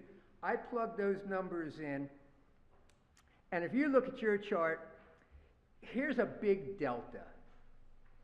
My tax burden to the city of Annapolis will jump by $1,129.48 in 1 year. So that's pretty significant for somebody who is, well, like you all. I live in Annapolis, you know, I got to pay BG&E, I got to pay the mortgage guy. You know, I have to do some repainting on the exterior of my house. A guy says it's going to cost you $3,000. Whoa, this is craziness, but we have to do it. So when I look at this, I'm saying, perfect storm. I know my property values have gone up. but it's a big delta between this year's tax and next year's tax. And then I say, what will the third thing be? What will, what's next? Well, factor in the change to the federal tax code, where I'm losing some of that benefit that I would get in my property taxes. It's going to hurt. In closing, I would ask, and again, the Finance Committee, in my opinion, did a really commendable job. It's tough doing budget work. Maybe we can squeak out a little more if we go back and think about, are there efficiencies or inefficiencies that we might be able to address? And maybe we could squeak out another cent or two, because it's a big delta. Thank you, folks. Thank you so much. Thank you. Alan, next speaker, Alan Firth. State your name and address. Thank you. Good evening, Mayor, members of the council. My name is Alan Firth. I live at 3 King Charles Place, just a couple of blocks down the street. I'm not sure where Tom gets his energy after sitting here for a couple of hours, but it's a tough act to follow. Like Tom, I am a member of the board of for the Ward 1 Association, and like Tom, I missed the last meeting, so I am his compatriot on the Ward 1 Financial Committee that wants to look at the budget, upcoming budget. I kind of wish, listening to the other debate, that we had the ability here maybe to push off the budget, but I know that that's not possible, that there's a timeline and the budget has to get passed. I think in our discussions that we've had in the last week, since the budget has come out, we all have, we've kind of established in our group, and by the way, I'm speaking for myself, not for the Ward 1 Association, but we've kind of in our discussion just wished that things would move a little more slowly. Is there a chance to even delay the rate increase or the tax increase if that were at all possible? To be honest, at this point, we're only just now getting into looking at it. Tom's done a pretty good job starting to look at the numbers. I am falling back a little bit on that. So we have not developed, the Ward 1 Association at this point hasn't developed a full understanding and recommendations or what we'd like to see the council do. But I think we feel part of our job is to try and take a pulse of Ward 1. And as part of that, our president, Mike Farmer, is trying to get on our website a place where people, Ward 1 members and even Annapolis residents can get on and actually make a comment regarding the budget over the next many weeks and even beyond. I have a feeling this is a process that's going to go beyond the passing of this budget and into the next. I was here at the meeting last week where you had Bill Kardash and Doug Smith and several others came up, and we're talking about the increase and certainly threw out their ideas, which we've discussed as well. And there's many things that can be done in moving forward. I know the council is working on it. In fact, I mean, the council has already looked at trying to reduce the original proposed, and I certainly appreciate their efforts to do that. I guess my first thought when I heard about the proposal to increase the rates, and actually some of my neighbors, they were pretty incensed. It's, oh my God, what are they doing? And certainly as we start looking forward, I think, sounder thoughts come into play, and we start to cool down a little bit. But the council's certainly going to have to try and sell the increase to the rest of the residents. One of the comments I think Alderman Arnett had mentioned, I think right at the bat last week, was he's not a fan of cross-the-board cuts. He doesn't think that they work, but I think part of our discussions in our small group has been, look at trying to make some, maybe not across all the departments, exclude the police and the fire, but tell the department heads, hey, you need to look at least a 2% or a 5% or something to try and help reduce the budget. One of the other comments I certainly circle here is, there's still a question as to the number of employees.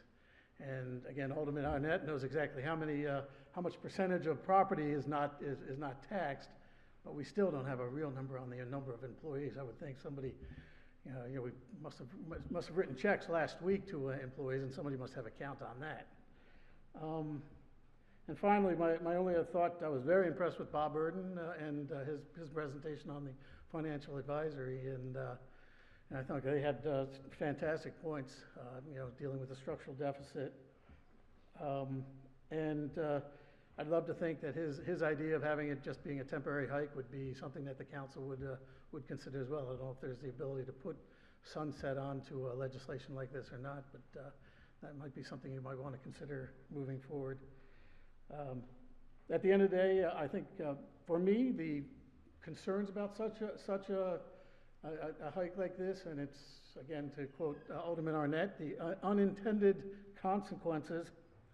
We've already seen I've got neighbors who 2 years ago had to sell their house, Randy and Dee Dee Brown, who owned the Jonas Greenhouse. And unfortunately, because of the taxes, they're retired, and they were unable to maintain the residence, and they unfortunately sold their house 2 years ago. Their goal was to be able to live there till they died, and unfortunately they weren't able to do that. And moving forward, I've heard stories of people selling their homes, and in fact the people buying them now are investors who are looking to use them for Airbnbs, and in fact not reside in there. So we're seeing a potential for flight of residents from downtown, and that's obviously a big concern. Alderman Arnett. Thank you, Mr. Mayor. Alan, I think you deserve an answer to a couple of the questions you asked. Okay. I will speak only for myself rather than the other members of the committee, but quite frankly, I was shocked how locked in we really were if we're going to address the structural deficit. And actually, we need to give the city manager a lot of credit. She helped us realize what we were actually spending, not what we were budgeting to spend in the past. And I think we brought the budget up to recognize what we're actually spending. I feel our next task is to do what you suggest, which is to look at ways that we can work on the expenditure side of things. I think the Capitol nailed me pretty good in the Sunday editorial. Am I willing to give up the Eastport Fire Station? Well, even if I was, I'm not sure my constituents would be, but those are really tough kinds of things that we have to look at. Yeah. I don't think we can tax ourselves out of these problems, and I'm pretty sure we can't cut ourselves. It would not take you long to figure out, say in 2021, that you're paying the same amount of taxes, but you're getting less services. So it is much harder to make cuts, much harder. First of all, it's just hard to figure out what to cut and how to do it. But secondly, we all do have consciences, and we know that these are real people that are being affected by that, and it's hard not to think about it. Now, there's also real people being affected by a big tax increase, and we have to think about that as well. So I'm hoping, with the help of the city manager, we're going to get into looking for the efficiencies. I can't help but believe there's some efficiencies, which means doing more with the same number of people, or it could mean doing the same thing with fewer people. Those both meet the definition of efficiency, but that is what we really have to get right into. Of course, we won't have any distractions like hotels on city dock or anything like that to get in our way, but we do have to get into that. But again, I know I went into it saying, whoa, 13 cents, we got to be able to knock that back. And with the help of the city manager, we did a little bit, but I hear the stories about people moving away as well, people in my ward, and that's not a healthy situation. So we really do have to get on it. Okay. Anyone else? Thanks so much. Thank you. Okay. Okay, David, you're up again. How you doing?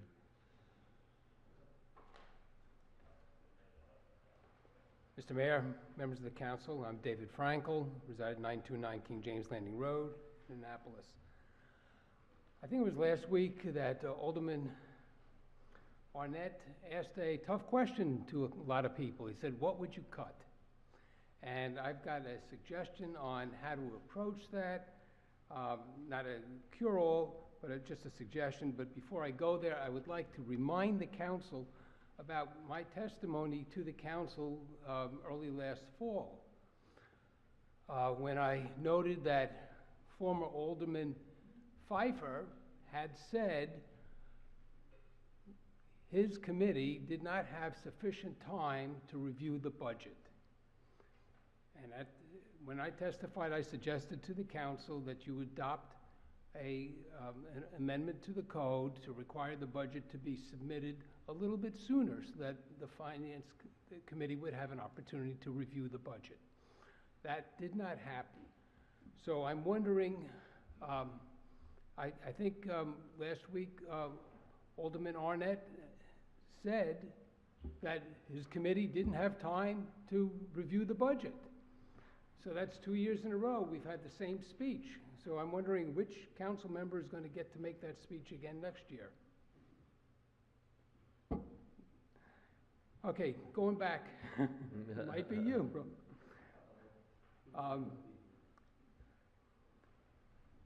It's really difficult for people to help identify areas in the budget to cut. But before going there, I'd like to just acknowledge the mayor and the council for moving to pay-go. That's really important. We were hiding expenses, and it's time to bite the bullet, and I'm glad you did do that. But you can't bite that bullet without also biting the other bullet, which is cutting your costs. And it takes a lot of people to help find how to do that. And one of the tools that I think would be very helpful is what's called the budget book. And I suppose all of you have had a chance to see the budget book. I've been trying to get hold of the budget book for over a month, and it's been denied. I don't know why, and I wonder if the mayor could try and do something to free that up. It should be made available, and the public should have a chance to see it. So it's online, I think. The budget book? I've made Teresa to speak to that. multiple requests for it, and I've been told it wasn't ready or it wasn't available. Do you want me to Teresa, respond? can you clarify? The budget book is not online. The pro forma budget is online, and I believe what you were looking for was the binder that was handed out to the Finance Committee, which I spoke to our public information officer and told her, you know, that those documents were available. I don't know where it went from them because you made your request to Ms. O'Brien, correct? That's correct. Okay. So those documents are available. They're probably about 4 inches thick. Would you like a hard copy? I'm not the person to review it, but I think it should be digitized. It shouldn't be that hard to digitize and put on the website so people can look at it, because that's where the meat is. That's where the details are, and that's what people need to review and look at, and if they're going to help you, Alderman Arnett. I think Mr. Rogers had an interesting suggestion last week, and I don't think it's a good idea to go into receivership to get advice or recommendations on how to cut. But I do know how difficult it is to cut a budget when we all live so close together and we know everybody who works for us. And it gets harder as the years go by. So it would be a good thing to have an independent group look at the budget book and identify from that programs that could be sliced away. Some programs have got to be sliced away. I've heard it said that we want to provide the programs that the people want, that the citizens want. Just because a few people want a program doesn't mean that you should provide it. So that means doing surveys. And you have to be careful when you do the surveys. Last year I attended a meeting at the Pip Moyer Community Center, and one of the employees there told me about a survey that they had conducted to identify a need to provide bike paths throughout the city. And he told me that he had designed the survey in a way that it would come out in support of the bike paths. So that's not taking a fair look at things. So you have to be careful when you do that. Thanks for your time. Yes. Alderman Annette? Thank you. So, David, I'm not sure I agree with Alderman Pfeiffer, and I hope I didn't mislead you in my statement.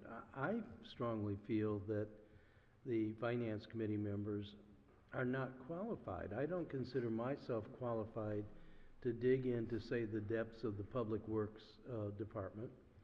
How do I know how many people it takes to fill a pothole, or what you have to do to repair obsolete water pipes and things like that?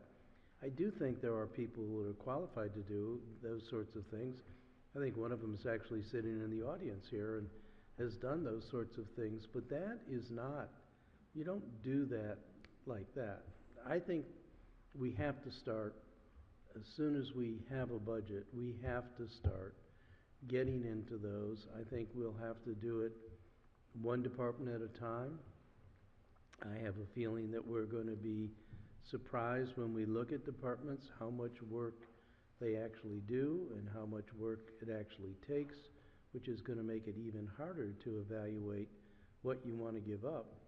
And I think we also need to have a collectively built metric or paradigm, if you will, about the hierarchy of what we have to have and then what we'd like to have. And we've had a hard time as elected officials coming to grips with that as well, because we have to turn around and tell our constituents, oh, by the way, we've decided you only get trash collection once a month, not once a week. It doesn't go down that well, and we can't just flick that off. I mean, it has to be done thoughtfully. So I think we have a city manager who is well versed in looking at these things, and I think that the members of the Finance Committee want to do everything we can to not get in their way or help, whichever the case may be. But we do have to look at that. We just can't keep raising the tax rate. That will have some fairly easily determined consequences. If we want to look like McLean or Palm Beach, where only super wealthy can live, we can keep doing that, but I don't think that's our objective. I know I've spoken to some businesses that said if the taxes go up, they're out of business. And that's going to hurt everybody eventually. Thanks, David. Also, reviewing you're right, you need staff to help you review the budget, or volunteers from the community with the expertise to help you review the budget. And I would think that all 9 or at least 8 council members need to divide up the budget and take a piece of it. I think it's too much for just 3 people to do on an initial grab. And I'll just leave you, you all know what Benjamin Franklin said, a penny saved is a penny earned. So I would look at every little thing at this point with the big steep tax raise. I would look at everything you do that costs money, from just pursuing innocuous little resolutions. These are things you all can save money on. Don't pursue them now. At least put them off for a little bit. Thank you. Thank you, David. Thank you. Anybody else like to speak on O-16-18? I declare the public hearing on oh, sorry. Hello. Thank you, How you Mr. doing? Mayor, council members. Snuck up on me there, sorry. My name is Peter Bittner on 5A3 President Point Drive. Last week I made some comments about the budget, a couple of follow-ups. Do we yet have a number of how many employees there are in the city? Teresa. I think it was, what is it, 597? 525 full-time employees, 71 part-time employees, 596 total employees. These are figures we were given by our city manager. and I knew she'd come up with some figures last week when the question Okay. came up. Thank you. I appreciate Gary Jobson's comment, Mr. Mayor, council members, comment related to addressing the structural deficit. I do think that is important. I agree. I have a question, though. Will the tax increase fund the catch-up of all the years where the deficit wasn't funded, plus the projections for next year? Or is it a partial catch-up on the deficit? Can somebody comment on that? Alderman Arnett?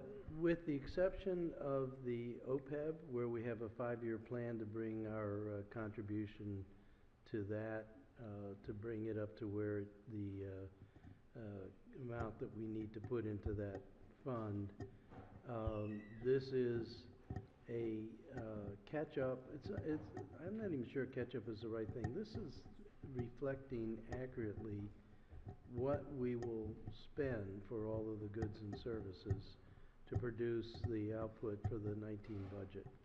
I have shared with you my own concern that there may still be a differential growth rate in revenues versus expenditures. The increases in healthcare costs, the increases in the other compensation. But I have a handshake with the city manager that 2020's budget will not have a structural deficit in it either. So the game plan, I still worry that there may have to be changes in the tax rate, or there have to be reductions in staffing to make that happen, but I don't have the expertise to do that. So if I'm understanding it, it is a one-time catch-up. So you do have the possibility of deferring the totality of that amount over a couple of years, having a partial catch-up and then go forward for a year or two to fund the remainder of the deficit. Current expenditures we can't. So like no, I understand. I'm right. speaking about the structural.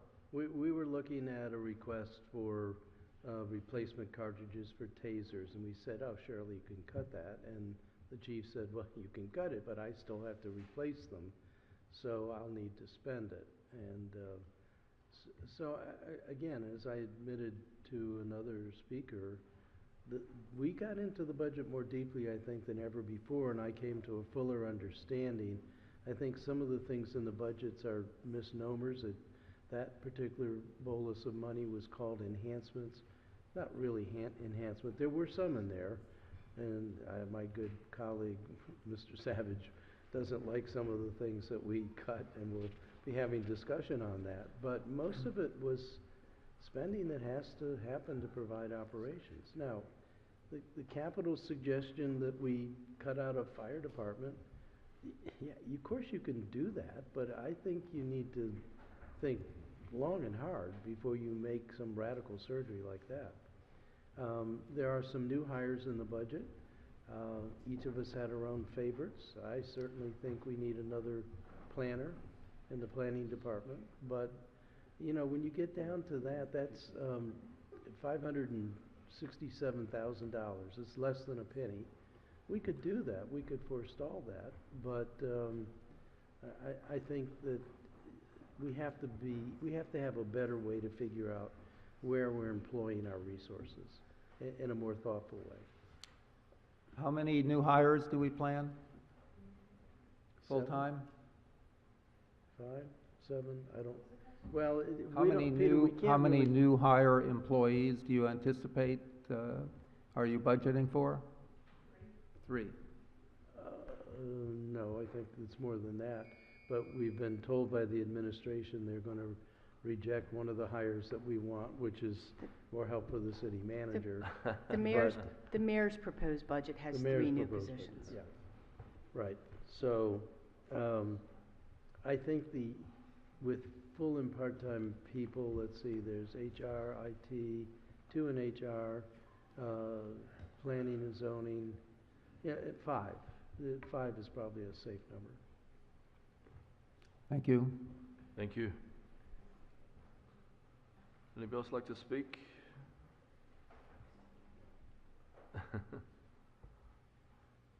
I declare the public hearing on O-16-18 closed. Mr. City Attorney, please present the next item on the agenda. The next item on the agenda is ordinance O-17-18, capital budget, fiscal year 2019. Anyone like to speak on this? I declare the public hearing on O-17-18 closed. Mr. City Attorney, please present. Excuse me, Mr. Mayor. Could we leave comments on O-16-18 open till the next meeting? I understand we'll be voting on this sometime in June, one of the two meetings, and I don't really think it hurts anything to keep it open. If somebody may want to come in and comment, they can always do that, I suppose. And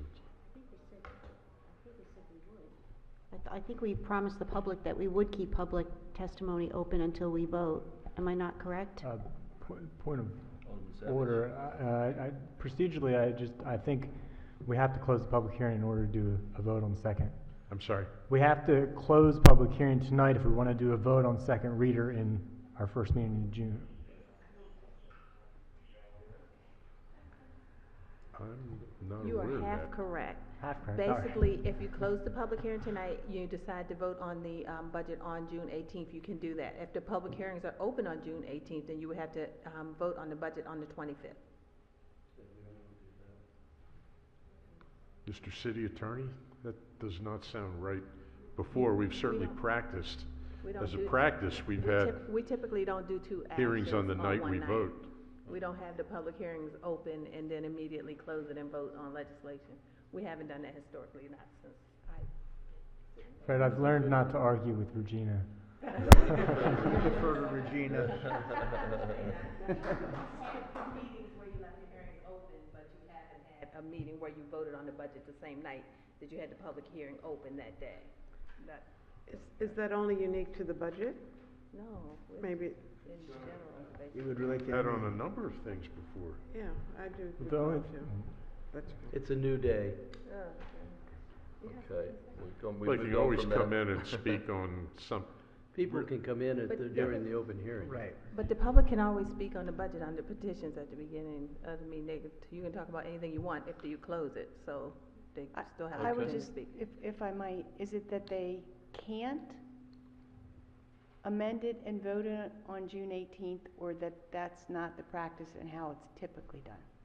That is not the practice and how it's typically done. But they could? Yes, ma'am. Okay, thank you. So, in response to the city manager's question, could we do what Alderman Payone has suggested? Well, actually, on the record about 5 seconds ago, the mayor already closed public hearing on O-16, and he closed the public hearing on O-17, so they are closed. So, But you can make comments. you can make comments at any meeting at the beginning of the meeting under petitions, reports, and communications. And we have a town hall when, Ross? And you have the town hall meeting on the 30th. So there are a lot of opportunities for people to move forward on that. Okay. Thank you. So 017-18 is closed. Mr. City Attorney, please present the next item on the agenda. The next item on the agenda is Resolution R-13-18, Capital Improvement Program, fiscal years 2019 through 2024. Would anyone like to speak?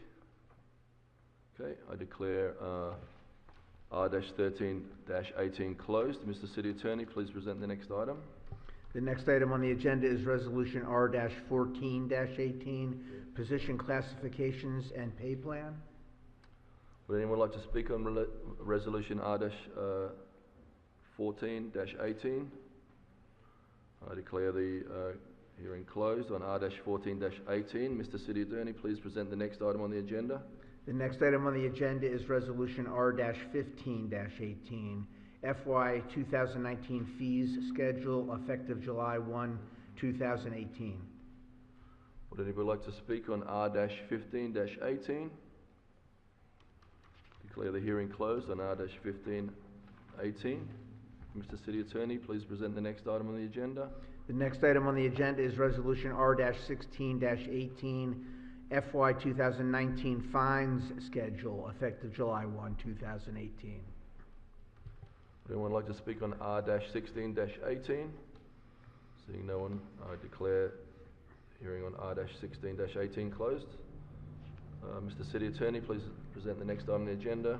The next item on the agenda is public hearings, beginning with Ordinance O-21-18 Parking Fund Appropriations for the purpose of authorizing the City Council to appropriate any excess revenue from the parking fund for any lawful city purpose during the annual budget process.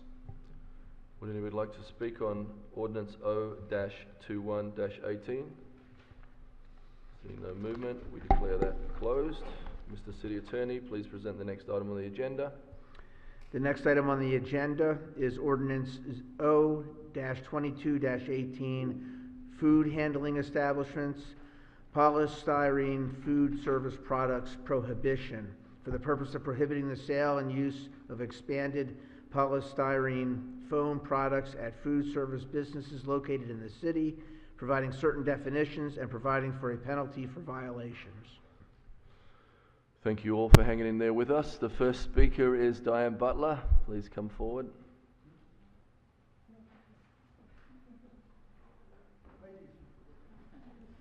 Thank you all, and thank you for waiting and listening to testimony on so many important issues, and especially the budget. And I want to start out by saying my name is Diane Butler. I live at 407 3rd Street in Annapolis, and I'm testifying in favor of O-22-18, and it has no fiscal impact on the city. Just saying. So why would we want to ban expanded polystyrene foam? Well, first of all, it doesn't ever biodegrade, and that's important. Breaks into smaller pieces, and these microplastics are nearly impossible to clean up. And it also is confused by aquatic life for food, and it really threatens the biodiversity of our bay. The other thing about EPS foam is that it absorbs chemicals at 10 times the rate of other plastic, which is a problem, especially when our aquatic life eat that toxic. It's like a sponge, essentially. It just sponges up all the toxins and then gets eaten by fish and crabs. So another reason is that it can't be recycled at the recycling centers in any of the counties in Maryland. It can't be recycled, and one of the things we noticed is, or not we personally, but information that we were able to gather doing some research, is that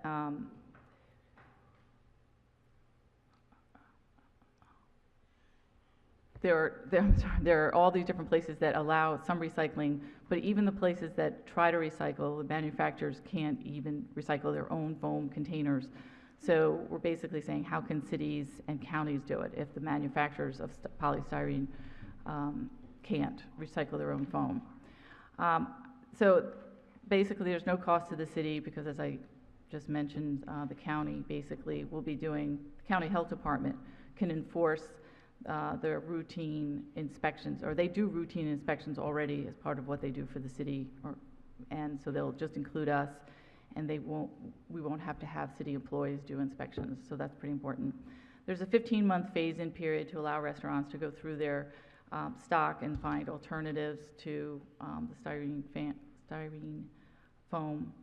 And one of the nice things that the education and outreach will be coordinated with the city's OEP and supported by Trash Free Maryland, Anne Arundel Sierra Club, and the Annapolis Environmental Commission. I'm also part of the Eco Action Committee, which is a sub-committee of the Eastport Civic Association. We also support O-22-18. And we wanted to look at how this would impact restaurants in Eastport. So we did some surveys and talked to people. And what we found is that all of the restaurants we talked to had already switched from foam or were in the process of switching, including some of our favorite restaurants like Boatyard Bar and Grill, Carroll's Creek Cafe, O'Leary's Seafood, Eastport Yacht Club, Vin 909, Eastport Kitchen, and the list goes on.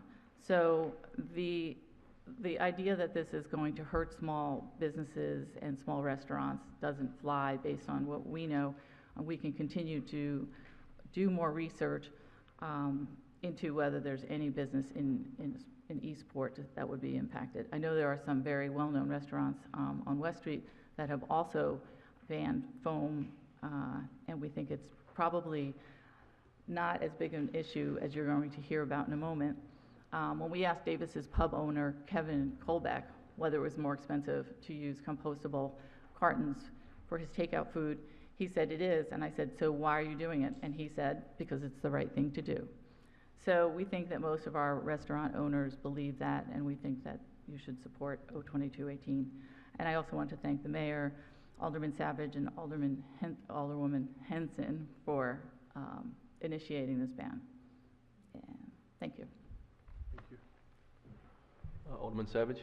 I just wanted to thank you and the Environmental Commission for doing this research.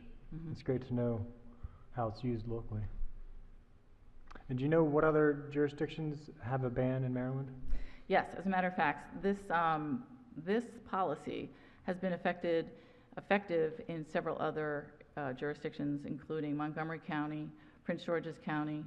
It's been very positive in DC as well, but there's about 115 jurisdictions. But in Maryland, it's PG County, Montgomery County, oh, and Baltimore as well. Very high success rate. Thank you, Diane. Thank you. Next speaker is Alice Kane.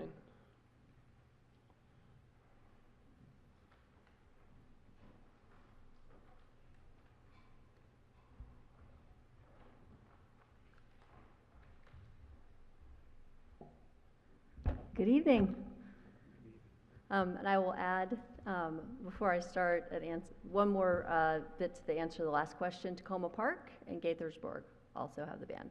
My name's Alice Kane, Ferry Point Road, and I'm here tonight in my capacity as a parent who worries about the state of the planet that we're leaving for our kids and their kids. And so I just wanted to say thank you to the mayor, to Alderman Savage, to Alderwoman Henson for your leadership on this bill, because this is part of leaving a better planet for our kids and their kids. And I hope all of you will support this bill. To me, it just seems like common sense. As I understand it, there's no cost difference to businesses, and there's also a huge benefit to our environment. Takes up less space in landfills.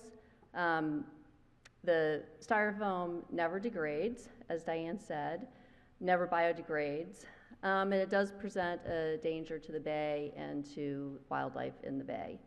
I've also read that it can cause lymphoma and leukemia. It's based on the ban. I know the bill that you proposed is based on similar bans in Montgomery County, Prince George's County, Baltimore City, Tacoma Park, Gaithersburg, and I think it's a really good next step for Annapolis. I do have with me a cup from Dunkin' Donuts as used in Montgomery County and Prince George's County. You can see it's recyclable, so I'm happy to pass that around, and I wish it had hot coffee in it for all of you. Thank you. Alderman Savage. I just want to thank you for coming out. I know you're taking time out of your very, very busy campaigning schedule. So thank you for coming out. There's no coffee in here. Next speaker is Tom Zolfer.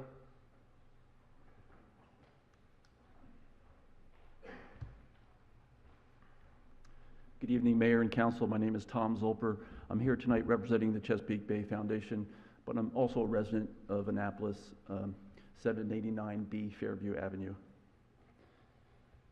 Expanded polystyrene, the formal names, we know it sometimes as styrofoam. It's one of the most common forms of litter in Maryland, and you'll find it in many of the waterways, including the Chesapeake Bay. Now, the Chesapeake Bay Foundation doesn't often get involved with litter issues. For one, we have our plate full with just trying to reduce some of the other forms of pollution, nitrogen pollution, phosphorus, sediment. And also there's some great full-time advocates on litter. You'll hear from one in a minute. But this is a special case. This stuff breaks down into what they call microplastics. And as Diane referenced earlier, it's really insidious for the fish and the crabs, the things that we all sort of know and love, associate with the Chesapeake Bay. Excuse me. They'll mistake this stuff for food. It disrupts their digestion, it affects their buoyancy, it really messes with the food chain. So the Chesapeake Bay Foundation pays attention when the crabs and the fish are affected. We've always, as a foundation, advocated strongly that the best way to deal with pollution is up the source chain. Get it at its source as close as you can. It's cheaper in the long run. It's easier. It always comes with some pain, but if you have implementation periods and so forth, and you have reasonable policy and you work with stakeholders, it works. There's a long history of that. The experts of the experts who have studied the Chesapeake Bay have looked at this issue of microplastics in detail. They are the Scientific and Technical Advisory Committee of the Chesapeake Bay Program. There's nobody smarter who studies the technical issues of the Bay. They have concluded, after extensive study, the only way to deal with this issue effectively is to get rid of it at its source. The only way. So this bill would help. It would help reduce this type of insidious pollution to the Bay, as recommended by the CBP committee. I think it's also important, the long list of jurisdictions that have come ahead of you, they sort of blaze the trail. Thank you very much to those communities. I think it's also very cool what I just heard, maybe an informal survey of businesses in the city are already doing that. I know last night I took my leftover veggie burger from Davis's Pub home in paper. It was, not styrofoam. That was really cool. So it's already happening. It's one thing to be at the beginning and try to force the change in the tide, but you guys are coming a little bit as the tide's already changing. It's not as difficult right now because all these other jurisdictions have gone ahead of you. So having said all that, I urge that the council support this piece of legislation. Thank you for your consideration of these comments. Please reach out with any questions, and we look forward to working with you on cleaning up the city, local waterways, and the Chesapeake Bay. Thank you. Alderman Savage. Thank you, Mr. Mayor. Thanks, Tom. Sure. Now, a question, are you or CBF aware of any technology that can remove microplastics from the water column? None that we know of. The question about the degradability of that cup, it's pretty heavy, substantial. I know the styrofoam never goes away. How long does it take that to dissolve? And there's some things in paper that aren't exactly desirable either, dioxin and stuff Sure. like that. So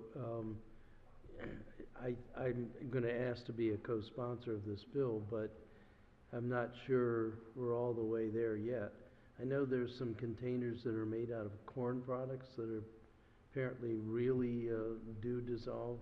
I think they add some nutrients to the water, but do you have any sense of how long that would take to sit in the water before it dissolved? I know personally tonight, I think the key thing to remember about the styrofoam is that this microplastics. So there are issues with that. There are issues of landfilling it and so forth. There's no perfect solution, but there's this special nature of polystyrene breaking down into this stuff that never degrades and is. So there's more hope in dealing with that in the future. I think it's Prince George's County that just went county-wide composting. So there's hope for dealing with that material more so than the stuff that we're trying to ban tonight. But if you like, I can try to get an answer to that question. I think the technical committee did look at that. Right. I can try to pull out that data and get it to you. We'll look at it in environmental matters. Thank you. Thank you. Sure. Thank you. Next speaker is Rick Kissel. Thanks for your patience, Rick. Thank you. Good evening, Mayor Buckley and alderpersons. My name is Rick Kissel. I live on Warren Drive in Annapolis. I'm vice chair of the Anne Arundel Sierra Club group, speaking on behalf of our executive committee, which represents more than 1,700 members in Anne Arundel County. And if my memory's correct, I think we have between 600 and 800 in Annapolis. But my memory's not that great. I've previously sent you all an email with my testimony, or our testimony. 5 o'clock today, I got a message from someone, and they said, hey, that email you sent me has dropped some of the titles and dropped some of the other stuff. So I have a hard copy here that I would actually like to submit. Hopefully the copy you have is identical to that. That won't, but it won't have different, only if you lost something. Banning the expanded polystyrene food containers in Annapolis County is one of the Sierra Club's top priorities. I have a few notes here to kind of conceptualize what I sent you, because this will take me a couple minutes to read, but that thing would take about a couple hours to actually go through it. EPS, which is acronym for the polystyrene, expanded polystyrene, polystyrene, that's right. Litter is especially harmful to the maritime environment, as has already been said. Once it's broken down into toxin-bearing beads in the underwater in the ocean, it's impossible to clean up. With more than 500 miles of shoreline for the county, wind and stormwater runoff can quickly move this stuff into the Chesapeake Bay, where it directly affects the marine life. And someone has mentioned it gets into their chain, a feeding chain. Well, they're part of our feeding chain too, crabs and fish and so forth. So what they eat and absorb in their tissue, we also get. Banning the EPS food containers may not reduce the amount of litter that goes in there, because someone might have a plastic cup and they'll throw it in, and might have a polystyrene cup and they throw it in. So we still get litter, but it'll sure take care of the huge environmental impact if you get rid of the EPS, since it lasts forever. EPS food containers are not recyclable or compostable and fill up our landfills. Most studies in municipal solid waste in Maryland find that 2/3 to 3/4 of the waste can be recycled, composted, or otherwise diverted from the landfill. EPS waste is part of that 1/4 to 1/3 that cannot be diverted. It's high volume, it has very high volume, and it's not accepted by Annapolis or Anne Arundel County curbside recycling programs.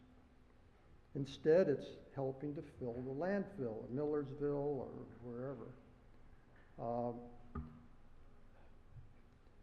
Maryland's 2014 Zero Waste Plan advocates banning products like EPS food containers that are economically or technologically infeasible to recycle, or that are not typically accepted through the main recycling channels. Opposition to this may tell you that these food containers are recyclable. The Sierra Club visited all of the 7 dropout centers in Maryland. In Maryland, actually. One of them in Crofton will not accept containers, or accept only clean containers. Most of what is recycled in any of those places is blocks. And I don't know exactly how they recycle them, but they're accepted at the recycling containers. I hope they don't go into landfills. There are compostable and recyclable alternative food containers already in use. In Annex 3 of our testimony, we show the results of surveys of restaurants in a number of counties, and 95% of the restaurants are using alternatives right now. And they're doing it economically. And they're you know, it's working for 95% of the restaurants that we surveyed. I guess that pretty well takes care of it. For these reasons, the Sierra Club wants you to ban these, the use of polystyrene. Thank you. Any questions? Thanks, Rick.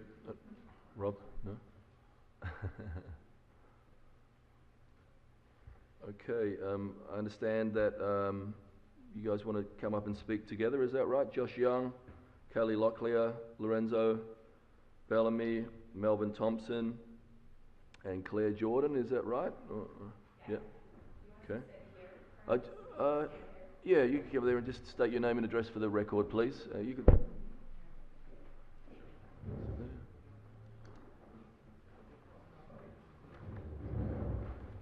Pull a chair around there.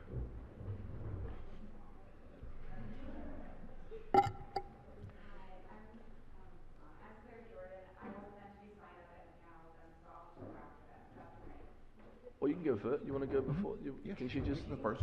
Absolutely. While they're getting settled?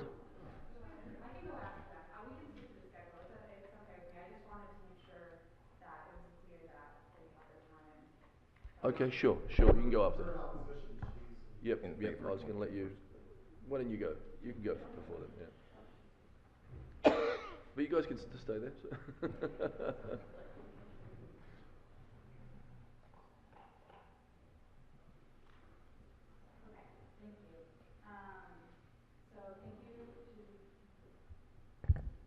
Is that working now? Okay, great. Thank you for the opportunity to provide comment on 0-22-18. My name is Claire Jordan and I am the Advocacy and Outreach Manager for Trash Free Maryland. At Trash Free Maryland, we base our work on the most significant contributors to trash pollution identified through cleanup data and reports by local governments. Whether data comes from trash traps on the Anacostia River tributaries, Mr. and Professor trash wheels in the Inner Harbor and Harris Creek outfall in Baltimore City, or volunteer cleanups around the state, we know most of this litter comes from food packaging. Expanded polystyrene foam food packaging is a major component of litter in Maryland's waterways. Among the Chesapeake Bay's tidal waters, the EPA has identified 3 regions of concern: the Baltimore Harbor, the Anacostia River, and the Elizabeth River. When EPS foam litter is able to be captured, it comprises 25 to 40% of the trash by volume pulled from the Anacostia River before it's able to reach the Chesapeake Bay. However, when it ends up in our environment, it easily breaks up into millions of tiny fragments, making it extremely difficult to pick up and dispose of, echoing the statements of people who've come before me. Because of this, and because of its similar nature to microbeads, which this state has already banned through the General Assembly, EPS foam is a particularly bad category of litter. EPS foam has the capability to absorb 10 times more toxins than other microplastics. Pairing this fact with its fragile nature, it poses serious risks to aquatic organisms in our waterways. In fact, a 2014 study shows just how dangerous this type of litter is for fish, specifically in the Chesapeake Bay. We are even hearing about microplastics being found in beer, so this is an extremely timely issue. In addition to the serious negative environmental impacts EPS foam poses, EPS foam food packaging cannot be recycled in any of the material recovery facilities in the state of Maryland. Our MRFs cannot recycle EPS foam packaging for 2 reasons. Our MRFs get paid by the pound, and EPS foam, as you've heard, is virtually all air, and EPS foam absorbs grease, rendering it nearly impossible for it to be adequately cleaned. It's not economically viable for the MRFs in Maryland to recycle this form of waste, as stated by the newsletter sent out to Baltimore County residents from their Bureau of Solid Waste Management, a copy of which has been included in your committee packet. Additionally, the various drop-off centers for EPS foam that DART operates primarily accept block foam, which this bill does not ban. For clarity, block foam is what your appliances come in if you order something online, or what your refrigerator gets delivered in. In your packets are photos of the DART Recycling Center in Crofton, which shows signs that indicate that they will only accept block foam. EPS foam food packaging therefore either ends up in a landfill where it takes up space and never breaks down, is burned in an incinerator which has further implications regarding air pollution, or as litter in our neighborhoods and waterways, further exacerbating waste. Many businesses across the state are already switching away from foam to paper or rigid plastic containers to meet the expectations of their customers. While working on this campaign in Baltimore City, we gathered support from over 120 businesses. With bans in Montgomery County, Prince George's County, and now Baltimore City, businesses that span multiple counties in the state find it challenging and cumbersome to deal with different rules in different jurisdictions. Making this ban statewide or even adding additional county and city bans would be pro-business for grocery and other chains, promoting consistency and increasing efficiency, and would help level the playing field for businesses in Annapolis City versus businesses in other parts of the state. Alternative products are already on the market and often at a comparable cost. We know that when demand for alternatives shifts, the market responds. A chart comparing the minimal cost differences between foam and alternative products, all of which are manufactured and sold by DART, is also included in your packets. A consistent phase out by all businesses and institutions in Annapolis is the fastest way to bring additional innovative and affordable packaging options to the market. DC surveyed restaurants about their foam packaging use prior to their ban taking effect in 2016. Where data was available, our team was able to break it down by census tract, finding that areas were almost twice as likely to use foam if the census tract was majority non-white. These census tracts also had a median income of $10,000 less than census tracts not distributing foam containers. We know that health outcomes are strongly correlated to zip code and social determinants. These statistics indicate yet another health and environmental burden on neighbors already dealing with higher levels of pollution and less access to healthy food. We applaud your commitment to giving this issue a closer look, and Trash Free Maryland looks forward to working with the council to address it over the coming months. Thank you for your time and consideration. Alderman Savage. Thank you, Mr. Mayor. So can you explain how's the compliance rate in some of the other jurisdictions that have passed this? Sure. In Washington, D.C., the current compliance rate is 88%.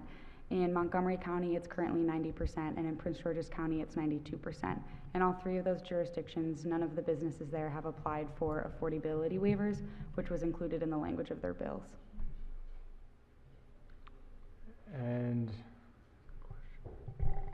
so have there been any, what kind of complaints have you or these other jurisdictions heard from their, the restaurants in there? Complaints, did you say? Yeah, have there been any complaints from the restaurants in these jurisdictions after the bans have passed? After the bans have passed, no, we haven't heard any complaints, and I think the compliance rates are indicative of their ability to switch. And actually, when we surveyed businesses prior to the bans going into place, and even afterwards, some of the questions we asked were in regards to how many foam containers they were using. So were they using exclusively foam? Were they using a combination of different containers? And specifically in Baltimore City, which is the data I have that comes to mind right now, 65% of the businesses we surveyed were using a variety of different containers and were only using one foam container versus exclusively foam. So a lot of the conversations we had with businesses were about these other products and who manufactures them and where they can get them and the different cost differences. And we provided that chart that's included in your committee packet that doing that education and outreach made it more feasible for them to understand the reasons for this bill and to get into compliance. And have any other jurisdictions passed more aggressive bans than what's being proposed here in Annapolis? Yes, Montgomery County, Prince George's County, and Washington, D.C. include a ban on packing peanuts as well as requiring businesses to switch to a recyclable and compostable alternative. So not just not using foam, but taking a step further to an alternative container that's recyclable or compostable. Thank you. Mr. City Attorney wanted to ask you one question. Sorry, excuse me. I had one quick question. Thank you. I was wondering, do you have any information regarding what the state has done or considered with respect to this type of ban? Yes, the state has, there's been bills 3 years in a row that's been up, been considered by the General Assembly, but it is yet to pass. There was a bill this past session in 2017 that came close, but ultimately did not pass. The fiscal note that was done on that bill said that there would be no fiscal impact to businesses, and the only industry that would be impacted would be a manufacturer of foam. And DART, which is the primary manufacturer of foam across the country, don't actually manufacture any foam in the state of Maryland. They have 2 distribution centers and 1 manufacturing plant, which is in Federalsburg, and according to their website and to people we've spoken to there, they only manufacture the alternative containers. So in Prince George's County and Montgomery County, where these bans have been in place for a while, DART has actually become a preferred provider of containers to businesses in those jurisdictions that have bans. So they could potentially see an increase in jobs for the jurisdictions that switch to, or that ban this product. So is the state, is it expected that the state's going to be considering this again in the next legislative session, or how do those bills end up? From what we've heard from the sponsors of the bills, pending re-election, they would like to introduce a bill next year again at the state level. Thank you. Mm-hmm. Thank you so much. Thanks for your patience. We really appreciate it. I know you got a tough job. Come on up. Please state your name and address for the record, please. Thank you very much, Mr. Mayor, members of the council. I'm Melvin Thompson. I represent the Restaurant Association of Maryland. We're based in Columbia, Maryland. However, we have restaurant members in both the city of Annapolis and in Anne Arundel County in general. And we are opposed to this legislation, and I suppose I should start by saying that if the cost of the alternatives were negligible, then I probably wouldn't have waited 4 hours for the opportunity to speak to you here tonight. This is a huge cost increase to those businesses that have not yet made the switch. If it were not, they would have switched already. We've heard about restaurants that are voluntarily making the switch. Those that have not made the switch can't do so because it is unaffordable for them to switch to those alternatives right now. And let me also mention something about Montgomery County before I get into this. There are no applications for waivers in Montgomery County, nor in Prince George's County, actually, because they decided not to define the term affordability. So there is no basis. We asked the council in Montgomery to define it. They would not. They said, go to the county executive's office, ask them to define it. They wouldn't define it. There was also some confusion in Montgomery County about what was recyclable or compostable, whether it was recyclable in the county, whether they collected it in the curbside. Even the Department of the Environment was unclear about which numbers on the bottom in the triangle they would take and which they wouldn't. So what did Montgomery County do instead? They made enforcement